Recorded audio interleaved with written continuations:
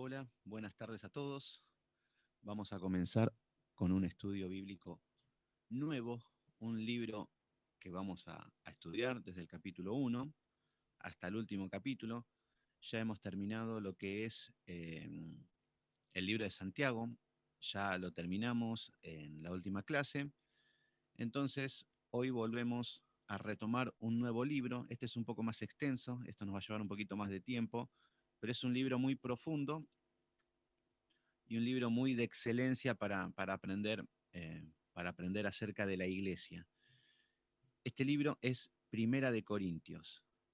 Vamos a estudiar este libro, vamos a ver el contexto, porque siempre tratamos de aprender el contexto en que se estudia, para que tenga más luz, para que tengamos más revelación y podamos aplicarlos a la sociedad en la que nos ha tocado vivir. De esto se tratan los estudios. Entonces, bueno, vamos a hacer una especie de un repaso histórico de cuál era el contexto sociocultural que se estaba viviendo en la época, porque hay que tener en cuenta cómo va dirigida la carta. Hola Emilia, ¿qué tal? ¿Cómo va? Qué bien que se estén conectando, esperemos que se puedan conectar todo el grupo, que estén, que es una bendición para todos.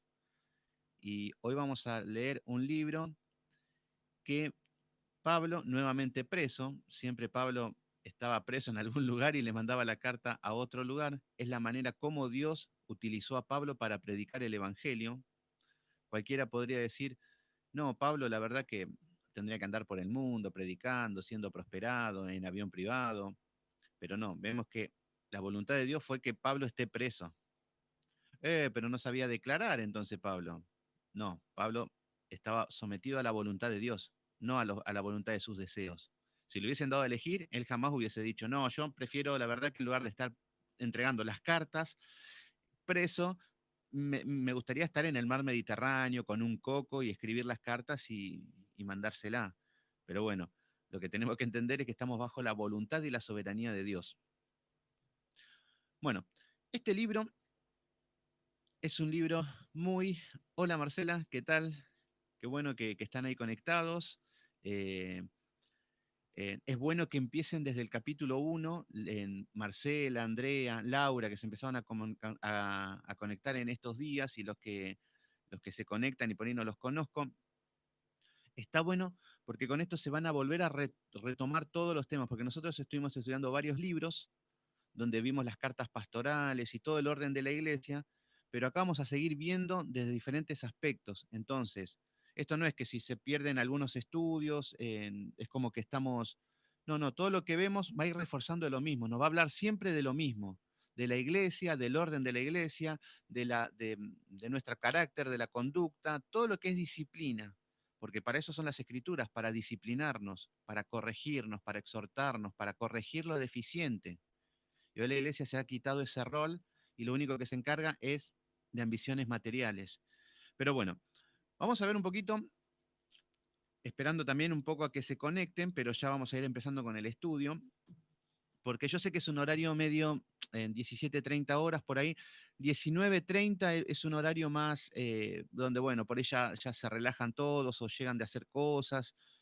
Pero al hacer dos estudios vamos a dar un poquito de lugar para que no se encimen tanto, porque a la noche vamos a continuar con el libro de Génesis. Ayer estuvo hermoso, la verdad que ayer me conmovió. Andrea, ¿qué tal? Ahí se está sumando al grupo, se están sumando, qué bueno que ya estén ahí. Hoy el Señor les va a hablar mucho. Yo sé que tienen muchas dudas, muchas preguntas. Yo sé lo que se siente estar en incertidumbre, pensar que hay cosas que no están bien o que hay cosas que no están mal, no sabemos por dónde viene, no sabemos si es verdad, mentira, lo que me enseñaron está bien, estará mal. Bueno, vamos a ver las escrituras que dice en el contexto, porque esto también van a aprender cómo se estudia las escrituras. Porque hay veces que leen un versículo solo y se interpreta como uno quiere. Hagan de cuenta que hay una persona que está triste, que está deprimida. En una iglesia, que Emilia la conoce, lo que te decían es, haz esto con la Biblia, agarrá así y hace así, y donde parás, ahí el Espíritu Santo te dice que leas y que estudies. El tema es que si yo hago eso y si estoy triste y deprimido, ¿qué pasa si caigo y dice, y Judas se ahorcó? Bueno, eh, eso se llama vagancia, eso se llama holgazanería, eso se llama pereza. Pero bueno, nosotros tenemos que saber cómo se estudia el contexto bíblico. Y lo que vamos a empezar a aplicar, ciertas herramientas que utiliza que se utiliza en teología, que se llama hermenéutica. La hermenéutica es saber interpretar conforme a todo lo que hay alrededor de las escrituras, en el contexto en el que está escrito. Por ejemplo, Corinto era una ciudad, un lugar. Corinto estaba enfrente de Éfeso, en todo lo que es la parte, en toda la parte del Mediterráneo, la parte de Grecia, todas esas islitas que hay por ahí. Nos vamos a encontrar con que cada iglesia tenía una característica particular por el contexto social. ¿Qué significa esto? Hoy estamos en el siglo XX, pero hay diferentes contextos socioculturales. Por ejemplo, ayer o el otro día, no sé quién me dijo, si Andrea o Marcela, acerca de que están matando en China, están matando a los cristianos. Gaby, querido, ¿cómo andás? Qué bueno que llegaste. Así cualquier cosa, si necesito un versículo, te voy a usar. Eh, por ejemplo, el contexto sociocultural es que no es lo mismo lo que está pasando en China, lo que está pasando acá. Hay contextos culturales. Entonces, no se puede tomar cualquier tema. Los torturan y todo, sí. El tema es que nosotros podríamos decir, ay, pobre los cristianos que están en China, que los torturan, pero gloria a Dios que el Señor nos tiene acá a nosotros y no tenemos ningún problema. ¿Tan así sería? A ellos los están torturando porque seguramente están predicando el verdadero evangelio. Y acá no nos persigue nadie porque seguramente ni predicamos el evangelio.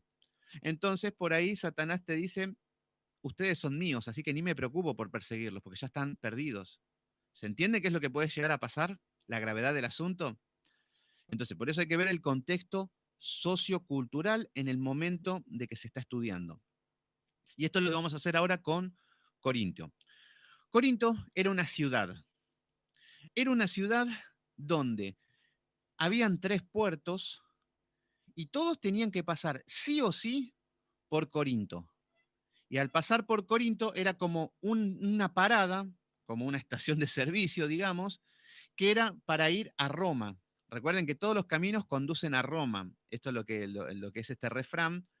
Era porque Roma, al ser el centro, todos tenían que ir a Roma. Todas las naciones, las tribus, todo. Incluso todas todos los lugares conquistados por los romanos, ellos se dedicaron mucho a hacer calzadas, que eran como calles, a faltar calles. Entonces los romanos tenían fácil acceso a donde iban. Si se instalaban en tal lado, hacían calzadas. Entonces, todos los caminos eran más fácil de recorrer, incluso el Señor utilizó esas calzadas para predicar el Evangelio, y todas las calzadas conducían a Roma. Esto es lo que decía, todo era directo que iban a Roma, era el centro.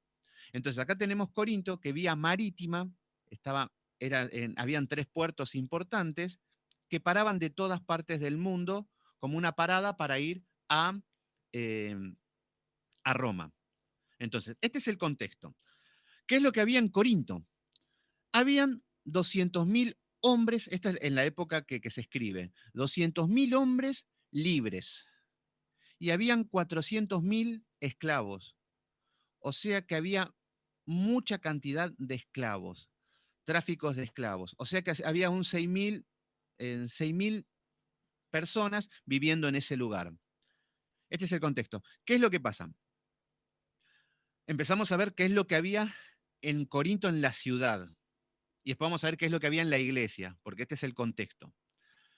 Entonces, vemos que en Corinto habían 1.000 mujeres que eran prostitutas sagradas.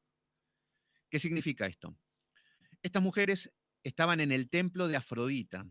En ese tiempo se adoraba a la diosa Afrodita. Tenía un templo y tenía 1.000 mujeres sacerdotisas. Cuando aparece la palabra sacerdotisas en la Biblia, está hablando de Satanás, de brujos, de este tipo de prostitutas. No existe en el santuario de Dios, y no, solamente sacerdotes. Pero cuando vemos que aparecen sacerdotisas, acá tenemos 1.000 sacerdotisas que eran prostitutas. Entonces, como Afrodita era la diosa del amor, de la fertilidad, del sexo y de todas esas cosas, lo que pasaba era de que venían marineros, venían personas aventureros, todo tipo de inmoralidad sexual, y así como nosotros tenemos que ir a la iglesia para adorar a Dios, tenemos que mortificar nuestros pecados, caminar en obediencia, corregir todo, bueno, ellos para adorar a la diosa Afrodita podían tener acceso a estas mujeres.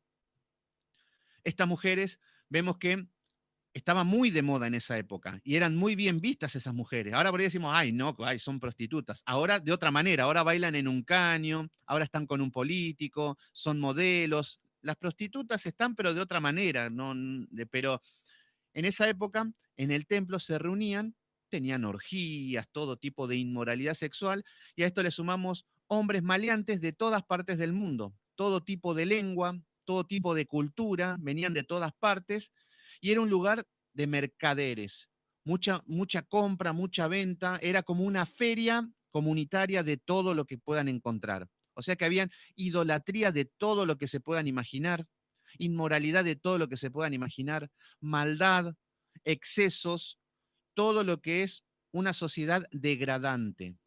Los romanos, a tal punto que lo que decían eran, te has corintianizado, era como decir, caíste bajo. Eran mal hablados, eran inmorales, eran ladrones, eran asesinos, eran mentirosos. Bueno, todo lo que se puedan imaginar estaba en Corinto, en la ciudad. Entonces, por este lado tenemos lo que es la idolatría, que más influía en ese tiempo, y las sacerdotisas, que eran prostitutas, estaban muy bien vistas y hasta habían ciertas modas. ¿Qué es lo que pasa? Por ejemplo, en un momento Pablo empieza a hablar y le dice que es decoroso que la mujer se deje el cabello largo, que no use el pelo corto. ¿Qué es lo que pasa? Viene cualquiera, lee la Biblia así como está. Entonces, ¿qué pasa? Los evangelistas o los pentecostales o los que leen así directo, así a lo cavernícola, que leen y quieren tomar literal, dicen, bueno, no hay que tener el pelo corto, tengo que tener el pelo largo. Se lo dejan hasta la cintura, pasando la cintura al pelo y te dicen, soy santa, miren qué bonito, cómo soy santo. Después vienen los liberales que se van al otro extremo y no, hago lo que quiero, me rapo, me tiño, todo. Entonces, pero, ¿qué es lo que quiso decir Pablo en ese momento? Si nos vamos al contexto histórico, nos vamos a encontrar con estas prostitutas sacerdotisas, que lo que utilizaban en esa época era raparse el pelo. Esto lo, esto lo, hasta el tobillo, y con bigotes. Hay que tener bigotes para ser santa.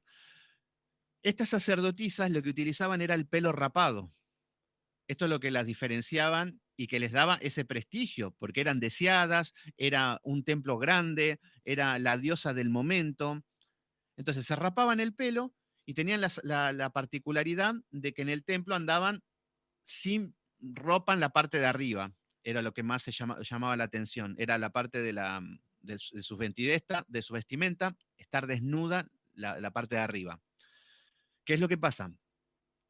Esto es eh, exactamente. Esto es lo que pasa, es que estas mujeres utilizaban esa manera de vestir y esa manera de cortarse el pelo y estaba de moda en esa época. ¿Y qué pasó? Esa moda estaba entrando en la iglesia y todas las mujeres que se hacían llamar cristianas o que eran cristianas y estaban medias perdidas, se rapaban el pelo igual que las prostitutas de Afrodita. Entonces, Pablo, cuando tiene que empezar a ordenar, porque esta iglesia tenía todo, entonces tiene que arreglar todo Pablo. Y Pablo le decía, no, no, es decoroso que se deje crecer el cabello la mujer. A ver, estamos hablando de un contexto cultural de la época. Hoy, qué sé yo, la mujer, no sé, ojalá si por tener el pelo largo o el pelo corto iríamos al cielo, ojalá, pero lo que está hablando el contexto cultural era un mensaje para esa época por esta situación, de que las mujeres parecían las prostitutas de Afrodita, es el tema, que las cristianas parecían gente del mundo. Y esto es lo que pasa hoy en las iglesias con el mismo criterio. Dejemos de lado el pelo largo, el pelo corto, la vestimenta. La diferencia es, la mujer, ¿se diferencia en una mujer de Caño de Tinelli? ¿Se diferencia a una mujer prostituta, a una mujer fácil, a una mujer ramera del mundo? Esa es la diferencia. Es en cuanto a lo espiritual. Por ejemplo, la palabra, nosotros no tenemos un parámetro, las mujeres, por ejemplo, no tienen un parámetro de decir, no, el pelo largo, el pelo corto, la pollera larga, la pollera corta, pantalón, sin pantalón, no sé. Eso no nos enseña la Biblia. Pero sí nos dice que debe haber decoro. ¿Qué se significa el decoro? El decoro significa sentido de vergüenza, de decir, hasta acá nada más la pollera es muy corta ya es un sentido que el Espíritu Santo te va a hacer sentir si está bien la pollera, si está muy ajustado el pantalón, si está muy largo el escote. ¿Se entiende? Entonces no es una cuestión de legalismo, hasta acá o hasta allá. No, no, una mujer sola. La mujer virtuosa, ya lo habíamos estudiado, la mujer virtuosa era una mujer que estaba a la moda, hasta podía, se maquillaba, tenía temas de, veía revistas de moda, se vestía muy bien, tenía buen gusto, se vestía de púrpura, de rojo púrpura. O sea que era una mujer hermosa y elegante, pero no era una mujer fácil, no era una mujer que estaba mostrando todo. Y uno se da cuenta cuando hay una mujer que quiere mostrar por demás para ser vista. Pero la mujer virtuosa no anda con bigotes o con pelo abajo del chivo, no, como quieren hacer imaginar algunos religiosos, o con zapatitos rotos y así, no. No, no, la mujer virtuosa es linda, es hermosa, se viste bien, se, es decorosa, tiene un sentido de vergüenza. Si se maquilla, no se va a pintar como una prostituta. Se va a maquillar, se va a retocar y va a ser agradable, va a ser una mujer, pero no es una mujer fácil. Pero hay mujeres que se regalan solas y se hacen llamar cristianas y ponen la excusa, no, porque hay libertad en Cristo y además después de todo el Señor ve el corazón. No, el tema es que no somos un corazón con patas. El corazón tiene un contexto completo. También tenemos un cuerpo. Estoy apuntando a las mujeres. Los hombres por ahí somos un poquito más, menos vanidosos o menos estrictos con esas cosas. Pero en la mujer es muy normal esto. Entonces, acá vemos que de esta manera tomamos el contexto de qué es lo que estaba pasando acá. Había prostitución, inmoralidad sexual, de todas partes del mundo venían y claro, ¿cómo no voy a adorar a Afrodita si tenemos relaciones con las mujeres, con las prostitutas? Pero así cualquiera adora a cualquier dios. Esto es lo que diría el hombre que pasaban por ese lado. Entonces, nos encontramos con idolatría. Nos encontramos con que habían 1000 mujeres prostitutas que eran sagradas, se decían que eran sagradas, que se cortaban el pelo así de manera rapada, que ya lo vamos a ver, ya lo vamos a analizar, pero ahora estamos viendo un poquito el contexto de lo que era la ciudad donde estaba esta iglesia. Entonces, lo que vemos es que estaban en el medio de la cuna de la filosofía. Estaba el furor en lo que era Grecia, ser o no ser, Aristóteles, no, porque Kant, Marx, Engels, bueno, estos son de otro tiempo, pero estaban con la filosofía, el pensar. Entonces, la fuente de moda, si hoy por ahí es la psicología, lo que está en todas las iglesias hoy, no solo en la de Estamatea, en todas las iglesias están con la psicología. Nada más que Estamatea se gloría más porque él es psicólogo, sexólogo, entonces como que hace un cartel para vender sus libros y es comercial.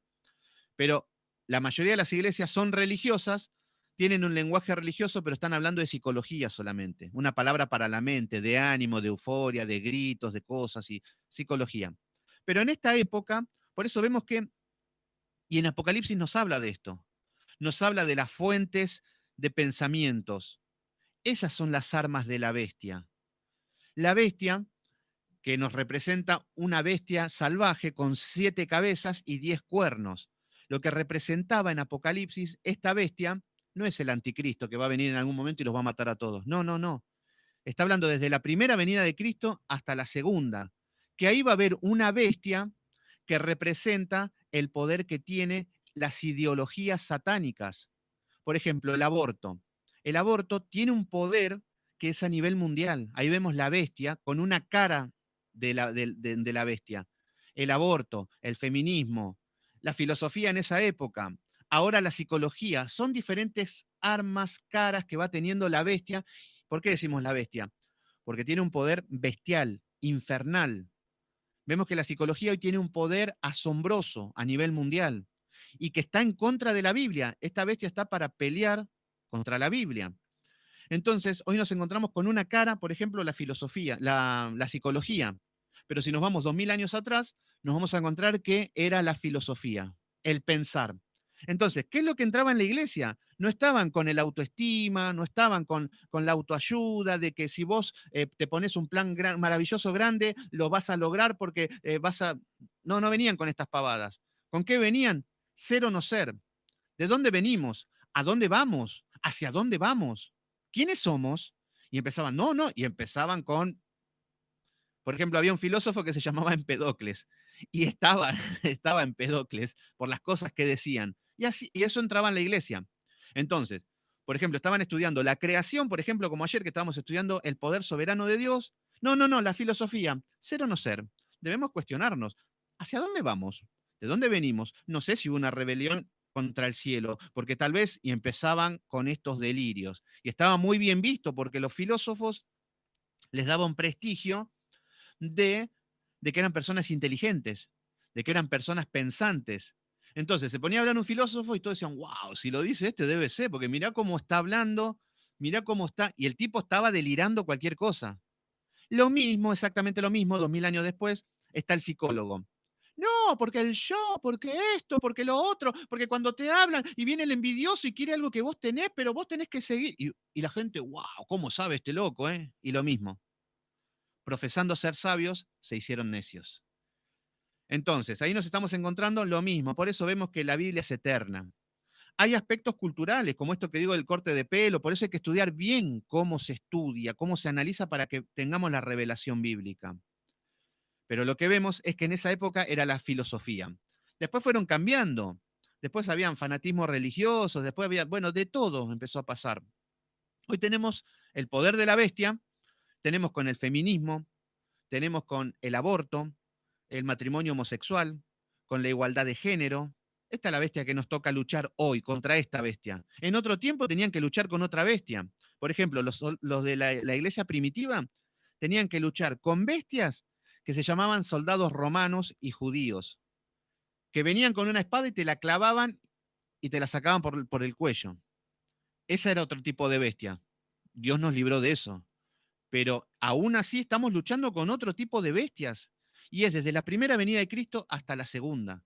Ese es el anticristo. Ese es un espíritu anticristo que se opone a la palabra de Dios. ¿Qué había en Corinto? Filosofía. Ahí tenemos el anticristo que está peleando contra Dios. Por eso, cuando vamos a Apocalipsis, vemos que la bestia le hace guerra a Dios y pelearán contra el Cordero, pero el Cordero los vencerá. Es esta la guerra. No una guerra que están viendo ahora que dicen Rudy Gracia, que viene un chip. No, eso se llama egoísmo. Que toda la Biblia es para mí, en mi tiempo y ahora. Pero no, esta Biblia es eterna. Y cuando estaban hablando Pablo, incluso en Juan y todo, ya desde ese momento comienza el anticristo, de ese momento comienza las guerras, la tribulación, la gran tribulación. ¿Qué significa gran tribulación? Gran tribulación, Gary Lee también, sí, son muy delirantes. Hay uno que se llama Armando Alducin, que es muy bueno. Es un mexicano que tiene mucha doctrina, mucha palabra, mucho sentido común, mucho, pero delira mucho con estas cosas, con el rapto, empiezan a tirar fechas y empiezan a delirar con esas cosas y es todo falso. Pero bueno, lo que tenemos que entender con esto es que todo lo que está pasando es lo que es Apocalipsis desde la primera venida de Cristo hasta la segunda. Bueno, el tema es que en esos, mira, no sé qué habrá dicho, pero de las 10 le habrá fallado 9 y la otra es incierta. Y la Biblia dice que es un falso profeta. Ya desde el vamos, no sé ni qué dijo, pero ya te puedo asegurar que es falso. ¿Por qué? Porque estudian la Biblia de una manera errónea. Apocalipsis habla desde la primera venida de Cristo, desde que vino Cristo a la tierra, hasta la segunda. Ese es todo el periodo de la iglesia. Y en ese periodo, por ejemplo, decimos tribulación, la gran tribulación. ¿Cuál es la gran tribulación? No, no, cuando venga el anticristo y estemos atribulados. No. La gran tribulación es lo que sufre la iglesia a lo largo de la historia. Bueno, ¿quién es el falso profeta?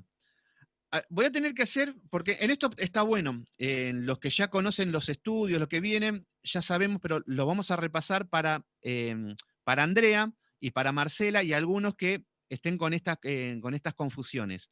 A ver, tenemos dos maneras de estudiar Apocalipsis. Tenemos una manera que es literal, que es errónea, es falsa, que aparece en 1830 con Juan Nelson Darwin como una teoría nueva, y de manera simbólica. Cuando decimos literal, es como decir, yo tengo este pañuelo, esta servilleta blanca, y literalmente es una servilleta blanca, punto, no hay mucha ciencia. Ahora, de manera simbólica, esta servilleta blanca puede representar algo, puede representar la santidad, puede representar, no sé, la pureza. Entonces, tengo que ir a la Biblia a ver qué significa la servilleta. Entonces, lo que es Apocalipsis es un libro simbólico. Todo lo que está hablando el Señor son con símbolos que detrás del símbolo hay una realidad mayor. Por ejemplo, una bandera, la bandera argentina, es un símbolo de la República Argentina, pero la bandera no es la República Argentina. ¿Se entiende? Entonces, todo lo que estamos viendo son símbolos. Entonces, ahí me pregunta Marcela, ¿quién es el falso profeta? El falso profeta lo describe que es como un corderito que habla blasfemia. ¿Qué significa esto? Esto se divide en dos. El tiempo es desde la primera venida de Cristo hasta la segunda. Así que descarten que es para el último tiempo, que es para el futuro. No, es desde ya en la época de Corintios, ya en la época en Jesús mismo estaba este espíritu. Y hasta la segunda venida. Ese es el tiempo cronológico. Buenas, Vanessa, ¿cómo andás? Qué bueno que te conectaste. Arrancamos con Corintios, pero estamos haciendo un pedacito de Apocalipsis para saciar algunas respuestas que es necesario. Ahora, ese es el tiempo, o sea que no es para el final de los tiempos. Ahora, lo que va a estar hablando Apocalipsis o ciertos libros de las Escrituras va a ser lo que está viviendo la iglesia, nosotros y las fuerzas del mal, el mundo. ¿Se entiende? Entonces, ese es todo el enfoque de Apocalipsis. Entonces, van a haber diferentes cámaras que va a estar hablando de lo mismo. Entonces, representa a la bestia como alguien poderoso. La bestia es algo despiadada, algo salvaje. Entonces, la bestia tiene 7 cabezas, que las cabezas representan imperios. Tiene el poder en imperios esta bestia. Y la bestia tiene diferentes caras. Los cuernos significan poder. Entonces, los símbolos significan que van a ser ideologías, sistemas políticos mundiales que van a atacar a la iglesia. Entonces, lo que decimos el aborto es una cara de la bestia que está atacando a la iglesia, a los mandatos de Dios. Tenemos la bestia que tiene miles y miles de caras que se ponen en contra de Dios. Lo podemos llamar fútbol, lo podemos llamar música, lo podemos llamar filosofía, lo podemos llamar psicología, lo podemos llamar guerras. A lo largo de la historia usó miles de estrategias esta bestia para pelear contra la iglesia. ¿Se entiende? Entonces, la bestia es la que encontramos en el mundo. Fíjense, pongan Netflix y van a ver que en las películas vemos la cara de la bestia, todos peleando contra Dios. Hasta la película de Superman vi y se sentía un dios Superman y el mundo quería pelear contra lo mismo. Siempre lo mismo de que es la bestia en el mundo peleando contra Dios, contra la iglesia. Entonces, la bestia de 7 cabezas está en el mundo. Hoy digo, hoy vemos el nuevo orden mundial, bueno, ahí tienen una cara de la bestia. La política, están haciendo no sé, un orden, no sé, de comunista, bueno, ahí vemos a la bestia. Vemos, no sé, que están bailando en video match todas las mujeres sin ropa, bueno, no solo en Argentina, en todas partes del mundo, otra cara de la bestia. Inmoralidad sexual, hay que ser gay, hay que ser homosexual, otra cara de la bestia. ¿Se entiende cómo ataca? Y la iglesia tonta está pensando que va a venir en el futuro y ni se entera que lo tiene en el mundo. Y respondiendo, lo que me dice Marcela es lo que es solamente una cara, no se enfoquen tanto en la cara de la bestia. Enfóquense en las palabras que vamos a tener respuesta para pelear contra la bestia. A ver, respondiendo a lo que me dice Marcela, ¿quién es el falso profeta? El falso profeta lo representa como un cordero, pero que abre su boca y habla blasfemia. ¿Quién es el cordero? Jesucristo. Entonces, parece cordero. O sea que ¿dónde se va a instalar ahora esta bestia? En la iglesia. Esta bestia la tienen delante de sus ojos. El nombre de esa bestia se llama Estamateas para ustedes, por ejemplo, que lo conocen. ¿Por qué? porque se sienta en el lugar de Dios. Es un corderito, lo escuchan hablar, Dante Gebel, qué lindo, que te hace chiste, te hace coscorrón en la cabeza, qué bonito, todos, son todos divinos, que son todos buenos. El Papa, el Papa, hermanos míos, somos todos hermanos, todos, son todos simpáticos. Cash Luna, Dante Gebel, son todos simpáticos. Parecen corderitos, decimos, wow, son corderitos, qué lindos que son. Pero cuando abren su boca, ¿qué es lo que hablan? Blasfemia. ¿Qué es blasfemar? O sea que lo que significa el falso profeta es el sistema religioso falso que hay en todas las iglesias. Ahí tienen al falso profeta. Y a la bestia la tienen en el mundo. O sea que Satanás está atacando el mundo, los que están perdidos, y en la iglesia, los que deberían tener la luz, está atacando en la iglesia con el falso profeta. Entonces, el falso profeta parece un corderito, pero habla blasfemia. ¿Qué significa esto? Lo que vemos es que lo que tiene que ver con el falso profeta, cerrando esto, es que parece un corderito, pero lo que habla es blasfemia. Todo lo que predican, todo lo que habla es blasfemia. Psicología, el vos, tu yo, vos podés decretar, vos podés declarar, vos sos un campeón, vos sos el mejor. Ahí están blasfemando contra Dios. Blasfemar significa burlarse, menospreciar su palabra. Entonces, están blasfemando contra Dios, porque te están haciendo hacer cosas que no son bíblicas. Y ahí tienen al falso profeta dentro de la iglesia. Y los cristianoides, obviamente que no estudian, terminan diciendo, no, el falso profeta va a ser el Papa. Y el Papa se va a unir al anticristo y el orden mundial nos va a matar a todos. No, tontín, el falso profeta lo tenés en tu iglesia, en tus narices y te estás llevando al infierno. Pero el hombre creyendo que va a pasar en el futuro. Y fíjense la astucia de Satanás que le hace creer a la iglesia, que se hace llamar pueblo de Dios, de que va a venir en algún tiempo. Y no va a venir eso. Ya está instalado desde la primera venida de Cristo hasta la segunda.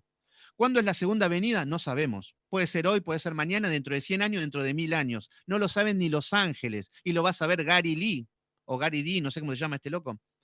¿Se entiende cómo funciona esto? El hombre no tiene acceso a esta información. Por eso nosotros no nos debemos ocupar del nuevo orden, de la bestia, no, solamente estudiamos las escrituras y peleamos contra la bestia en el contexto que nos toca vivir. A Dante Gebel saben que lo critica y que lo aduce de que porque tienen envidia por el crecimiento que tuvo. No, el tema es que, a ver, Dante Gebel, obviamente que los apóstatas, los falsos profetas, van a prosperar. Maldonado también, Cash Luna también, pero son hijos de Satanás, son brujos, son chamanes. Nada más, cuando vayamos estudiando las escrituras van a darse cuenta de que no tiene nada que ver con estos hombres. Ahora, son muy ricos y millonarios, buenísimo, tendrán su bendición en la tierra, pero tienen un castigo en el lago en el lago de fuego. Por eso, ¿qué anhelamos nosotros? ¿Riquezas, dinero, lo que tienen ellos? ¿Envidiamos eso o envidiamos las cosas celestiales? ¿O tenemos un reino celestial por el que estamos luchando? Cada uno elige en ese momento. A mí muchas veces me dicen, no, vos porque le tenés envidia a Dante Gebel porque es millonario. No, no le tengo envidia, sinceramente. En otro momento, por ahí sí, cuando empezaba uno tiene pasiones carnales, deseos, pero uno cuando empieza a entender de que los apóstoles no tienen nada que ver con Dante Gebel, donde Jesús no tiene nada que ver con Dante Gebel, ni con Maldonado, ni con Cash Luna. Y si me dan a elegir a mí, no sé, yo elijo al apóstol Pablo, yo elijo a Jesucristo. El que quiera elegir a Dante Gebel o las riquezas, todo, es libre, obviamente. De eso se trata, de que está la libre elección. Pero nosotros debemos predicar el verdadero evangelio. Entonces, bueno, como no es una charla de apocalipsis, ni escatología, ni nada, le di un poquito un intro para que puedan ver. Igual donde puedan ir tocando los temas de lo que es el anticristo, la bestia y el falso profeta, lo vamos a ir viendo con Corinto, para que vean cómo se aplica, y para los que ya estudiamos Apocalipsis, lo vayamos poniendo en práctica todo lo que estudiamos ya, para identificar bien con los símbolos. Entonces, seguimos con lo que tiene que ver con la cultura, el contexto sociocultural de Corinto. Vemos que era la cuna de la filosofía.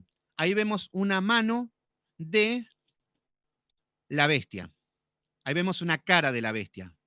Y no solamente en Corinto, en Éfeso también, en todas las ciudades habían diferentes tipos de cara de la bestia. Entonces, la filosofía era el problema en ese momento. Incluso Pablo predica en el Areópago y predica con los filósofos de la época. Bueno, Los griegos, ¿cuál era el problema de esto?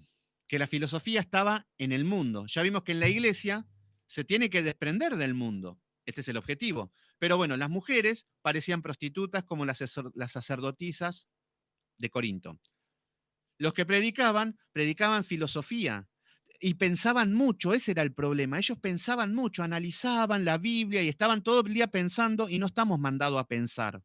En el sentido de lo que está escrito, no podemos empezar a cuestionar todo lo que está escrito y a pensar otra opción. No, lo que está escrito lo creemos y lo obedecemos. Confiamos en un Dios fiel y verdadero.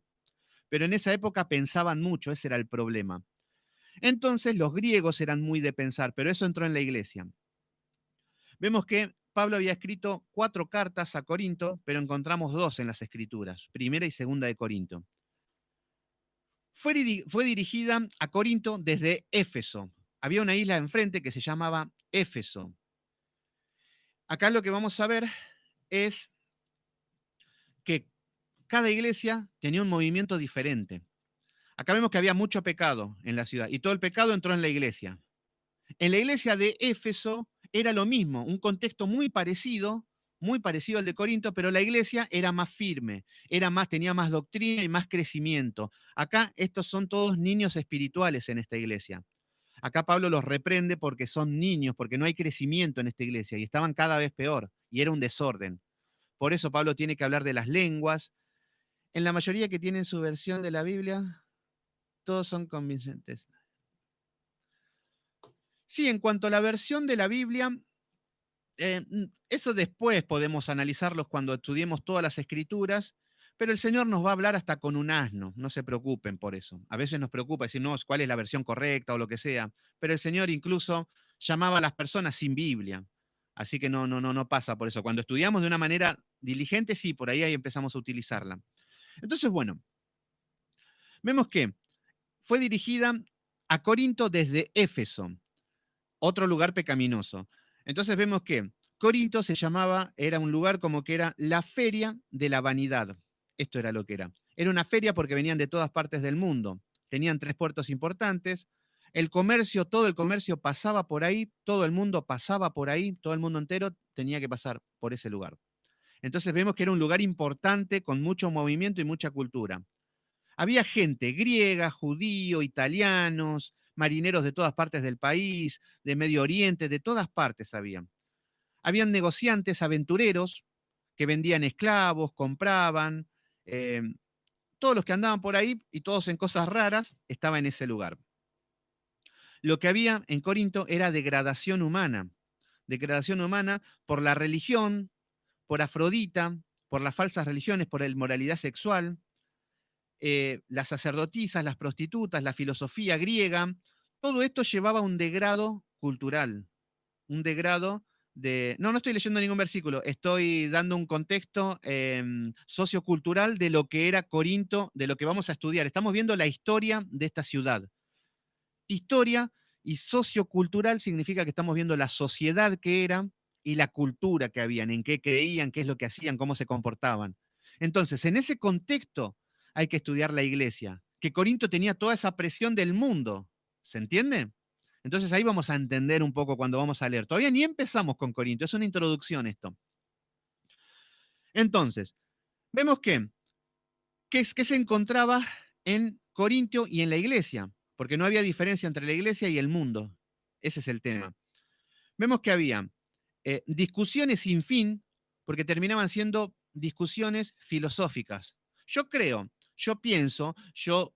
primero pienso, luego existo, entonces lo que yo pienso es que si no existo, que si yo acá tengo un vaso de agua y si acá no tengo un vaso de agua, tengo un no vaso, o sea que yo soy un no vaso. ¡Qué locura! Y así estaban. Todo palabras vanas, huecas, vacías, y que los desviaba del verdadero camino que era Cristo. Por eso, en toda esta situación de inmoralidad, de palabra vana, vacía, viene Pablo y les viene a hablar de Cristo. ¡Clac! Así. Cristo, acá está la visión, acá tenemos que poner la visión, porque estaban todos desorientados y hoy el Señor los manda lo mismo. En el momento en que nos encontramos con una iglesia con brujería, como lo que analizamos un poquito ayer con el aceite, con los chamanes, adivinando, con el poder, con la sanidad, tiene que venir Cristo y es Cristo. es Cristo. Por más que estés haciendo sanidades en el nombre de Cristo, no. La visión en Cristo. Si estamos en una iglesia psicológica, que la psicología, que la autoayuda, que el super yo, que todo esto, es Cristo la palabra, es Cristo la visión. Y esto viene a ser Pablo. Entonces, lo que vemos es que habían discusiones sin sentidos, solo hablaban de todo, pero Pablo les viene a hablar de Jesús. Acá vimos que había libertinaje en toda la que es Corintio, y eso también entraba en la iglesia. Había alcoholismo, había placer. Los romanos decían que se habían corintanizados, y o sea que era una calaña baja, tenía que ver con una bajeza moral.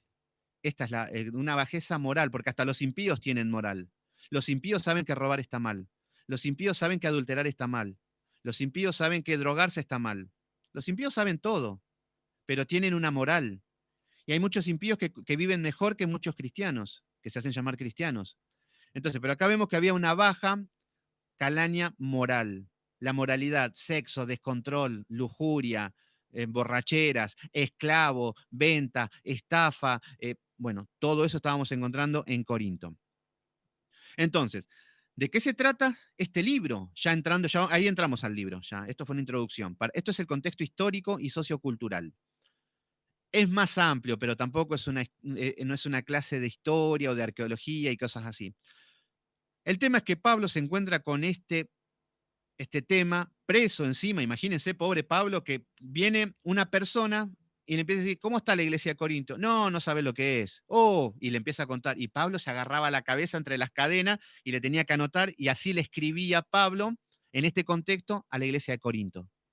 ¿Se entiende con qué visión vamos a estudiar Primera de Corintios? Con que es un descontrol. Lo mismo que la iglesia que estamos viviendo hoy. Fíjense, así como repasamos esto, cómo está el mundo en el que estamos viviendo. Matrimonio igualitario, aborto legal, que ya en cualquier momento con este coronavirus lo van a poner como ley. Aborto legal, matrimonio homosexual, lesbianismo, igualdad de género, corrupción, bueno, todos los que estamos viendo, asesinatos, nada más prendan la televisión y estamos peor que Corinto. Por eso vemos que cambian ciertos contextos o la cara de la bestia, pero sigue estando la bestia siendo amo y señor. ¿Se entiende? Entonces, Pablo viene con una solución a los problemas de esto, que era Jesús. Exactamente, todo eso es una cara de la bestia. En ese tiempo era la filosofía una cara de la bestia. ¿Se entiende cómo lo explica lo que es Apocalipsis?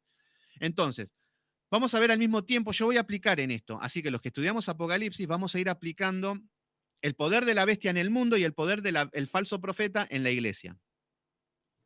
Pero para esto también les recomiendo de que puedan estudiar Apocalipsis, los que no estuvieron, porque va a ser de gran bendición. Entonces, bueno, Pablo viene con la solución a los problemas, que es Cristo. El objetivo es esto. Y ellos hablaban de Cristo, de la Biblia, de todo, pero Pablo los tiene que llevar espiritualmente a Cristo. Entonces vamos a ver que en los primeros capítulos nos habla del bajo nivel espiritual de Corinto. Ellos creyéndose que eran súper espirituales, pero eran súper mundanos. Y Pablo los empieza a hablar a lo Pablo. Pablo les empieza a hablar de una manera directa, no venía con la psicología de que no, vos tenés que ver tu interior, que no te sientas mal, no le digas nada, no le toques el ego a nadie, Pablo, porque se van a enojar y se van a ir. No. Pablo fue y le tiene lo que decir, lo que le tenía que decirles. Y lo decía por amor, porque se estaban perdiendo. Y después habla acerca de los dones espirituales. El famoso don de lenguas, la profecía y dale que va. Y eran niños espirituales que se creían que eran poderosos. Lo mismo que las iglesias de hoy. No saben la Biblia, no estudiaron nada, pero eso sí, el Señor les dio poderes, milagros, maravillas y todas esas cosas. Y todos esos temas los vamos a estudiar en 1 Corintios. Miren qué lindos temas que son, ¿eh? Entonces, bueno, basta de chácharas y vamos a 1 Corintios capítulo 1. ¿Estamos bien ahí? ¿Lo entendieron? ¿Fue bien? Díganme si voy muy rápido, cualquier cosa, bajamos un cambio. Entonces, vemos que Pablo se encuentra preso en Éfeso y tiene que enviar una carta a Corintio. Es como medio a ciegas porque no sabe la situación, nada más con lo que le cuentan. Pero recuerden que el Espíritu Santo utiliza de Pablo todo su conocimiento, toda su capacidad, todo lo que tiene al servicio de Corinto. ¿Por qué? Porque recuerden que el Espíritu Santo no opera en un contexto vacío. Si yo no sé nada de nada, el Espíritu Santo no va a hacer nada de nada. Si yo aprendí algo, el Señor va a utilizar ese algo para su reino. Entonces, nos encontramos con que Pablo estaba encerrado y Pablo era un judío de judíos, había nacido judío de judío, puro. Tenía el idioma hebreo, tenía la ciudadanía romana, que era lo más de lo más. Tenía una educación con Gamaliel, que era el maestro de la época. Tenía una cultura griega, judía y romana.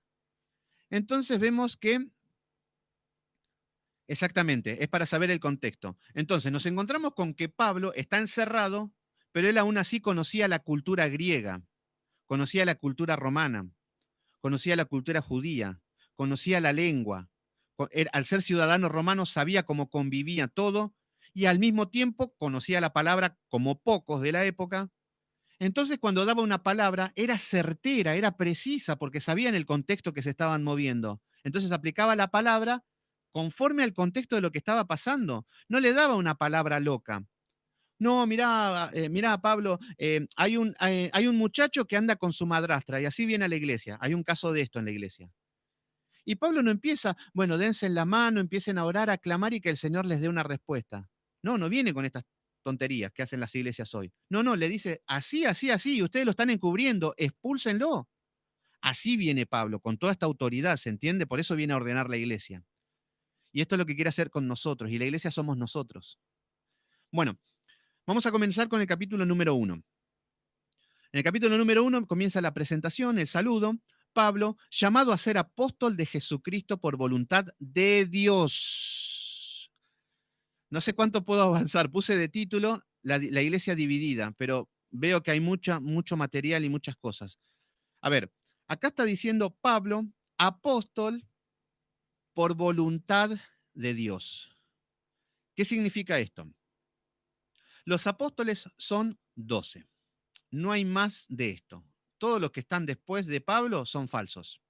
Así de simple, no es muy complicado.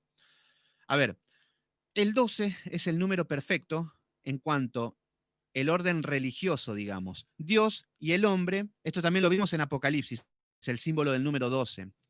Pero bueno, los 12 apóstoles representaban la iglesia de Jesucristo. Las 12 tribus de Israel representaba el pueblo de Dios, el pueblo escogido. Entonces, lo que vemos es que muere Judas y habían 11 apóstoles. Los apóstoles sabían que debían ser 12 y ellos eligen a uno, a Matías. No apareció más Matías. Apareció cuando lo eligieron, pero aparece Pablo, que era llamado Saulo, y viene Jesús y lo llama. Uno de los requisitos principales era el llamado de Jesucristo mismo. Y Pablo, hay evidencias bíblicas de que Jesús mismo lo vino a buscar y lo llamó. Entonces, los 12 apóstoles los llama Jesús. Por eso Matías no cuenta como un apóstol porque lo eligieron los hombres. Por eso ni aparece en la Biblia. Por eso, y además lo habían elegido sin el Espíritu Santo. Y encima lo habían echado a suerte. Por eso vemos que no prosperó. Pero Pablo está confirmado de que es el último apóstol. Él mismo dice, yo soy como un abortivo. Entonces, y él mismo dice, yo soy el último. Entonces, cuando vemos que todos los que son los apóstoles modernos son falsos. Todo esto surgió en el año 2001. Miren qué reciente que es todo esto. En el año 2001 aparece un pastor que se llamaba Peter Wagner, y este Peter Wagner recibió la profecía de una mujer que le dijo que él iba a cambiar el mundo y que iba a llevar a nuevos niveles a los pastores, y que él le da la autoridad a Dios para que vuelva a ungir a apóstoles.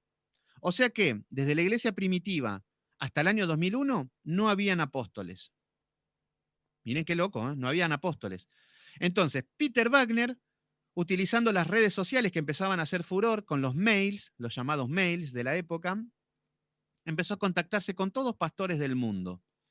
Empieza a conectarse con todos los pastores y empieza a mandar solicitudes y a decirle que se congregaban en un lugar, en un estadio, algo así habrá sido, y lo que pasaba era de que él los iba a ungir como apóstoles, les iba a dar el título de apóstoles, con $500, obviamente. Entonces hizo esa reunión, vinieron de todas partes del mundo, los ungieron como pastores, como apóstoles y ahí salieron al mundo y empieza lo que es la apostolitis. Entonces el hombre ya no quiere ser pastor, quiere ser apóstol, cuando vemos que eso no existe en la Biblia. Y bueno, y así se arrancó este cáncer que hoy hay que ser apóstol, profeta y estas cosas. Pero bueno, ya vamos a tocar esos temas, en algún momento empieza a tocar.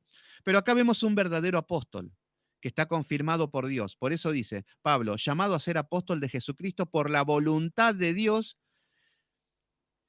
Y el hermano Sóstenes, este es el hermano Sóstenes, el que lleva el mensaje. Este es el mediador entre la iglesia de Corinto y Pablo. Versículo número 2. La iglesia de Dios que está en Corinto, fíjense qué es lo que está diciendo acá. La iglesia de Dios se está dirigiendo a Corintios. La iglesia de Dios, la iglesia de Cristo, Cristo es el que murió por la iglesia. Ese es el nombre de la iglesia de Cristo. La iglesia de Cristo, la iglesia de Dios, en Corinto. Fíjense que no está diciendo la iglesia presencia de Dios. No está diciendo la iglesia Gilson. No está diciendo la iglesia Rey de Reyes.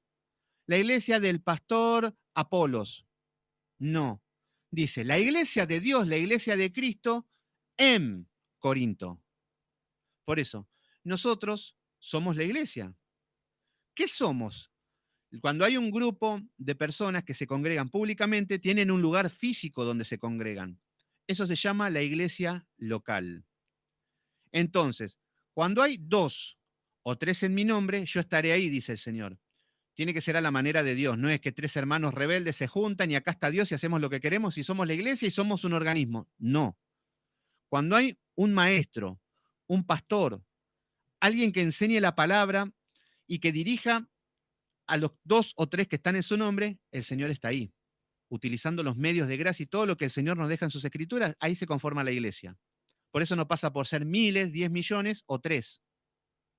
Pasa porque esté el Espíritu Santo ahí, que es la palabra. Entonces, lo que vemos es que nosotros, por ejemplo, con el grupo de los que estamos acá, hay muchos que se están sumando, pero algunos de los que somos, nos juntamos todos los domingos, hace 2 años, 2 años y medio aproximadamente, todos los domingos en mi casa, en este lugar, nos reunimos a leer la palabra, a orar, a ver su palabra, a alabar, y en ese momento se convierte en la iglesia de Cristo, porque yo estaré ahí. Incluso yo lo hacía cuando estaba en iglesias. Yo estuve en iglesias y yo les decía al pastor, yo los días domingos me congrego con hermanos que no vienen a la iglesia, son hermanos y estudiamos la palabra. No es ningún organismo religioso, nada. ¿Cuál era la situación que estábamos viviendo? Lo que estábamos viviendo era de que yo estaba en iglesias que quería servir, pero eran apóstatas. No te dejan servir, no podés aportar nada, te chocas con cosas, vas a adorar el día de reposo y se empiezan a caer la gente, se empiezan a desmayar, empiezan a hacer payasada, predica cualquiera que no está preparado, y eso me vaciaba, me ponía mal, me vaciaba espiritualmente. Pero teníamos la necesidad con un grupo de hermanos de orar, de ver la palabra, de deleitarnos. Y ahí se cumple lo que es la palabra. Si hay 2 o 3 en mi nombre, yo estaré ahí. Fuera del sistema religioso, pero la iglesia está ahí el Señor. Entonces, en ese momento vemos que Elena G. de White, bueno, eso tiene que ver con las adventistas, es otro tipo de secta. Es todo su gestión. Bueno, en ese momento, cuando hay 2 o 3 en el nombre del Señor que se están guiando, se convierte en la iglesia de Cristo. Pero la iglesia de Cristo en, por ejemplo, Berazategui. Nosotros cuando nos reunimos, se convierte en la iglesia de Cristo en Berazategui. No es que la iglesia de Sebastián, que le pone fuego del cielo, que se llama así la iglesia y es mi iglesia. No, eso es el hombre, el ego del hombre que se apodera de la iglesia de Cristo. El que murió por la iglesia fue Cristo. No fue esta Mateas y por eso se llama presencia. No fue Rey de Reyes. No fue Gilson. El hombre no murió por su iglesia. Lo que hace el hombre se apodera de la iglesia de Cristo, le pone un nombre y propiedad privada. Esto es mío. Los que vienen a mí están bajo mi cobertura. Los que están afuera no están bajo la cobertura de Dios. Y esto es algo satánico. Por eso las personas están turbadas en esta situación. Que si están sin iglesia, te están diciendo tanto que sos una langosta que está caminando de iglesia en iglesia, pero nunca se van a dar cuenta que son ellos por ahí el problema, que no están enseñando bien y que por ahí son ovejas perdidas. Entonces, lo que tenemos que entender es que debemos despojarnos de nombres, de movimientos. Cristo es la iglesia y Cristo está vivo, Él resucitó y está entre nosotros. Por eso, si me preguntan a mí, pregúntenme, ¿usted de qué denominación es? ¿Usted es pentecostal? No. ¿Usted es bautista? No. ¿Es presbiteriano? No. ¿Es protestante? No. ¿Es católico? No. ¿Soy testigo de Jehová? No. Solamente soy un hijo de Dios que sigue la palabra de Dios y pertenezco a la iglesia de Cristo. Nada más. No, no me pongan ni el título de evangelista, no me pongan ni ningún título, porque esas son cosas del hombre.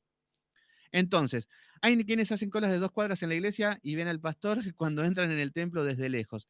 Sí, totalmente. Bueno, es que esos son pastores asalariados. El pastor, el buen pastor, está con las ovejas, pero el pastor asalariado solamente va por el dinero. Ya lo vamos a estudiar eso nuevamente, y lo vemos en todos los puntos. Pero bueno, entrando a la carta de Corintio, vemos que dice en el versículo 2, a la iglesia de Dios en Corinto. Así tenemos que decir. Por eso Pablo, cuando se refiere a las iglesias, dice, a la iglesia de Cristo en Gálatas, en Galacia, a los Gálatas. A la iglesia de Cristo en Corinto. A la iglesia de Cristo en Éfeso. A la iglesia de Cristo en Filipos. A la iglesia de Cristo en Berazategui. A la iglesia de Cristo en Ramos Mejía. ¿Se entiende? A la iglesia de Cristo en Puerto Madero, ¿no? En Villa Madero, en Lanús. ¿Se entiende? Cristo tiene iglesias en todas partes. No, la iglesia de Estamateas, presencia. No, no, la iglesia de Cruzada de Fe, de Juanito, que tiene mucho poder por las dudas. No habla, nunca habla en este contexto. Cuando nos volvemos a la Biblia, vemos que el hombre ha introducido todos estos títulos vanos, queriéndose robar la gloria de Dios. Y el Señor dice, no comparto mi gloria con nadie, y menos mi iglesia, que morí por mi iglesia, dice el Señor. Entonces, por esto despojémonos de los títulos. ¿Qué iglesia tiene la verdad, tiene la razón? No sé, hay que ver qué enseñan, punto. No, no es porque decir, Rey de Reyes, esta sí es la iglesia de Dios, no, esta sí. La de Juanito, esta sí, no. Cada uno tiene que ver y poner en contraste con la palabra qué es lo que están enseñando. Y ahí se van a dar cuenta si es de Dios o no. Pero para esto debemos estudiar las escrituras. Y esto es lo que estamos haciendo. Fíjense qué bueno que es Dios. Bueno, la iglesia de Dios que está en Corinto, a los santificados en Cristo Jesús. Los santificados son apartados para Dios. Estos son las ovejas, que están apartados para el servicio de Dios. No es que somos santos, como creen los católicos, de que se le pueden pedir milagros, rendir cultos. Entonces, a los santos, a los santificados en Cristo, llamados a ser santos, a todos los que en cualquier lugar invoquen el nombre de Jesús, en cualquier lugar. Fíjense que es lo que está diciendo. A todos los que en cualquier lugar invocan el nombre del Señor Jesucristo, fíjense que es lo que está diciendo. A cualquiera que invoque el nombre de Jesús en cualquier lugar, yo estaré ahí. Ahí se convierte la iglesia. Pero en la iglesia mundana te quiere hacer creer que no, que cuando venís a mi lugar, a mi templo, después del diezmo y de la ofrenda, ahí recién te va a escuchar Cristo. No, Satanás, diablo inmundo. El Señor está diciendo, ahora, ¿saben qué? Cristo está con nosotros, aunque ustedes no lo crean. Aunque se sientan en falta porque no están yendo a una iglesia física. El Señor está con nosotros ahora y les está hablando a cada uno y a su corazón y como nunca antes les está hablando. Entonces, vemos que muchas veces las cosas no son como imaginamos, no son como la percepción que tenemos.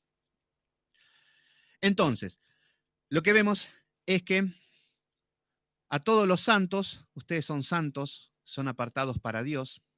Obviamente que tienen que haber frutos que evidencien de que somos santos. Y lo que dice es que a todos los que en cualquier lugar invoquen el nombre de nuestro Señor Jesucristo, Señor de ellos y nuestro. Fíjese que Pablo no se apodera del nombre de Jesucristo. No dice mi Dios y que los que se sujeten a mí y a mi cobertura. No, no.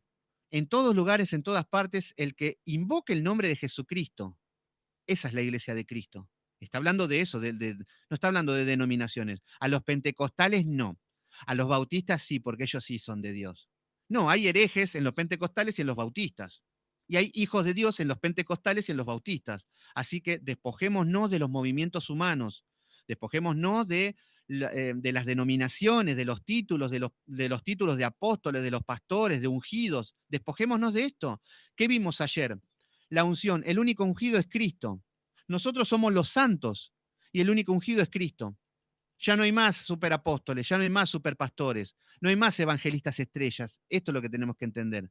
Solamente alguien que porta la palabra, que es un siervo, nada más, no es ni más ni menos, que guía, que disipula, pero es un siervo llamado a Dios, de parte de Dios, nada más.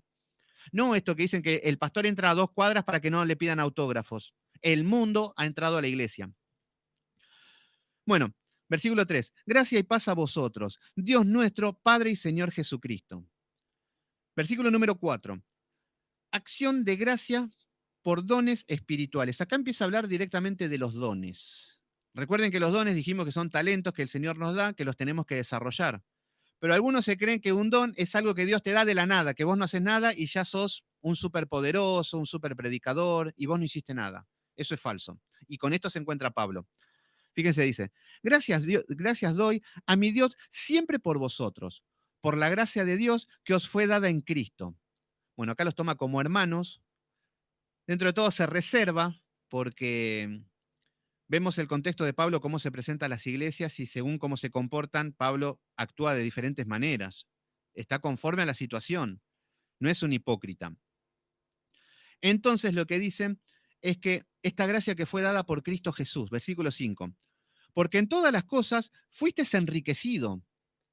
Esto es lo que yo les digo a ustedes. En muchas formas fueron enriquecidos.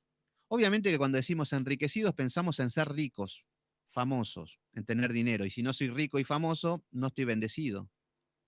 Pero Pedro, cuando iba con Juan, le aparece un cojo y le pide dinero y Pedro dice, no tengo ni plata ni oro, pero lo que tengo en el nombre de Jesucristo, levántate y anda. Fíjense que todo lo contrario a Dante Gebel, que es supermillonario. Ahora, ¿a quién tendría que envidiar yo? Envidiar en el buen sentido de la palabra, como todos dicen envidiar. A Dante Gebel, que es millonario, pero que no tiene nada espiritual, o al apóstol Pedro, que no tiene un peso, no tengo plata ni oro, pero lo que tengo en el nombre de Jesús te lo doy. ¿A quién elegimos?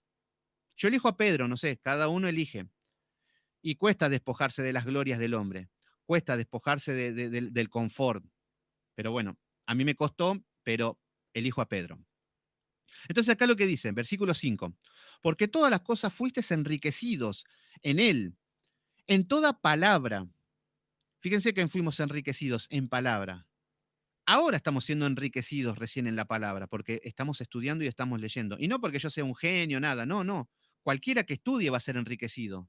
Cualquiera que tome la palabra y la estudie diligentemente, inevitablemente va a ser enriquecido en lo espiritual. En lo material no sé, vemos, eso es voluntad y gracia de Dios, o en las enfermedades y esas cosas.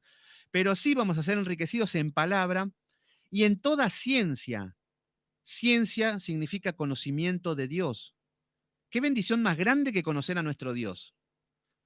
Entonces, Pablo le está hablando de esta manera. Versículo 6. Así como el testimonio acerca de Cristo ha sido confirmado en vosotros. Acá está hablando de que cada uno tenía el testimonio de que conoció a Cristo. Le está hablando a una iglesia que conoce a Cristo. No es que le está hablando de que hay alguien que murió por sus pecados, arrepiéntanse. No, ya conocieron a Cristo. Supuestamente ya estaban arrepentidos. Seguramente ya tenían dones, ya estaban predicando, ya estaban haciendo cosas, pero estaban de una manera patética. Esta es la situación. No es una iglesia nueva, este es el tema. Y este es el tema, que muchos no somos de iglesias nuevas, tenemos años en Cristo. Y ahí está el tema, que este mensaje seguramente es dirigido a nosotros. Entonces, lo que le dicen es en el versículo 7, de tal manera que os fue dado, de tal manera que os falta ningún don. Fíjense qué es lo que le está diciendo, que hasta tenían dones, tenían talentos, pero no lo estaban usando, no lo estaban desarrollando, estaban usando todo mal, los dones y talentos. Entonces, acá vemos que si tenían dones y talentos, vemos que era de Dios esta iglesia. Iglesia de Corinto eran muchos que eran de Dios, pero era un desorden, era un desastre. ¿Se entiende? Entonces, como tenían dones, dice, esperando la manifestación de nuestro Señor Jesucristo, versículo 8, el cual también os confirmará hasta el fin, para que seáis irreprensibles. Este es el objetivo de ser un hijo de Dios. Irreprensible. Que todo lo que me vengan a acusar no sea verdadero. Que no se me pueda decir nada. Que no puedan decir, no, Sebastián es un adúltero, Sebastián es un borracho, es un drogadicto, es un falopero. Bueno, irreprensible, lo podés decir, pero no es verdad. Entonces, irreprensible en el día de nuestro Señor Jesucristo. Fíjense que es lo que está remarcando acá también. En el día de nuestro Señor Jesucristo. Cuando hablamos del día del Señor, es el día domingo. En el Nuevo Testamento vemos que la iglesia de Cristo se reunían los domingos, cuando los fariseos y todas las sinagogas se reunían los días sábados. Bueno, ese es otro estudio. Pero nosotros sabemos que el día del Señor es el día domingo. Son todos los días, pero el día domingo es para un culto público, es para juntarnos con los hermanos, congregarnos para adorar. Ese es el objetivo. Versículo 9. Fiel es Dios, por lo cual fuiste llamados a la comunión con nuestro Hijo Jesucristo nuestro Señor. Con su Hijo Jesucristo, perdón. Versículo 10. Y acá va, esto es lo que voy a analizar de ahora, que quería llegar acá, que era el título de lo que vamos a estudiar hoy. Y con esto vamos a ver un poquito. Una iglesia dividida. Esto es lo que vemos en todas las iglesias. Acá vamos a ver una iglesia que está dividida en cuatro posturas, en cuatro ideologías diferentes. Y hoy vemos que las iglesias están divididas no en cuatro, en 20.000. Es más, no en 20.000, en el número de personas, porque no son ni grupos, son iglesias individualistas. Iglesias donde se sientan y yo no conozco al hermano, no me interesa el hermano, no quiero congregar, no quiero tener relaciones con nadie. Entonces son individualistas. Encima te están predicando que el super yo, que el auto, el yo, y nos terminamos siendo yo solamente, el auto, yo solo importo. Y así caminan estos cristianos. A tal punto que, por ejemplo, no sé, van al autoservicio. Ya el almacén ya no es más como antes, que el almacén, hola, ¿cómo anda? Te hacía la cuenta, te daba, te atendían ellos. No, ya no se utiliza más auto. Ya el hombre no quiere eso, quiere ir al supermercado y que nadie me moleste. Yo me quiero agarrar lo que quiero y si alguien me pregunta, ¿necesita algo? Sí, necesito algo, que me dejes solo. Así está el hombre. Esa es la naturaleza humana. Entonces acá lo que vamos a ver ahora es que habían grupos y estaban todos divididos y todos mal. Y vamos a ver, en el capítulo 10, en el versículo 10, perdón, vemos que habla de que Cristo, si Cristo está dividido, le pregunta, porque se encuentra con una iglesia dividida. En el versículo 10 ya arranca Pablo, acá arranca el verdadero Pablo. Todo esto fueron unos saludos cordiales y de respeto y de hermano a hermanos, por más que sean un desastre. Entonces, en el versículo 10, fíjense cómo se presenta, os ruego. Podría mandar Pablo, podría decir, este es un mandato riguroso. No, no, os ruego, le dicen. Fíjense cómo vemos el amor de Pablo. Aunque muchos no lo ven el amor de Pablo, lo ven como un hombre duro, como un hombre sin corazón.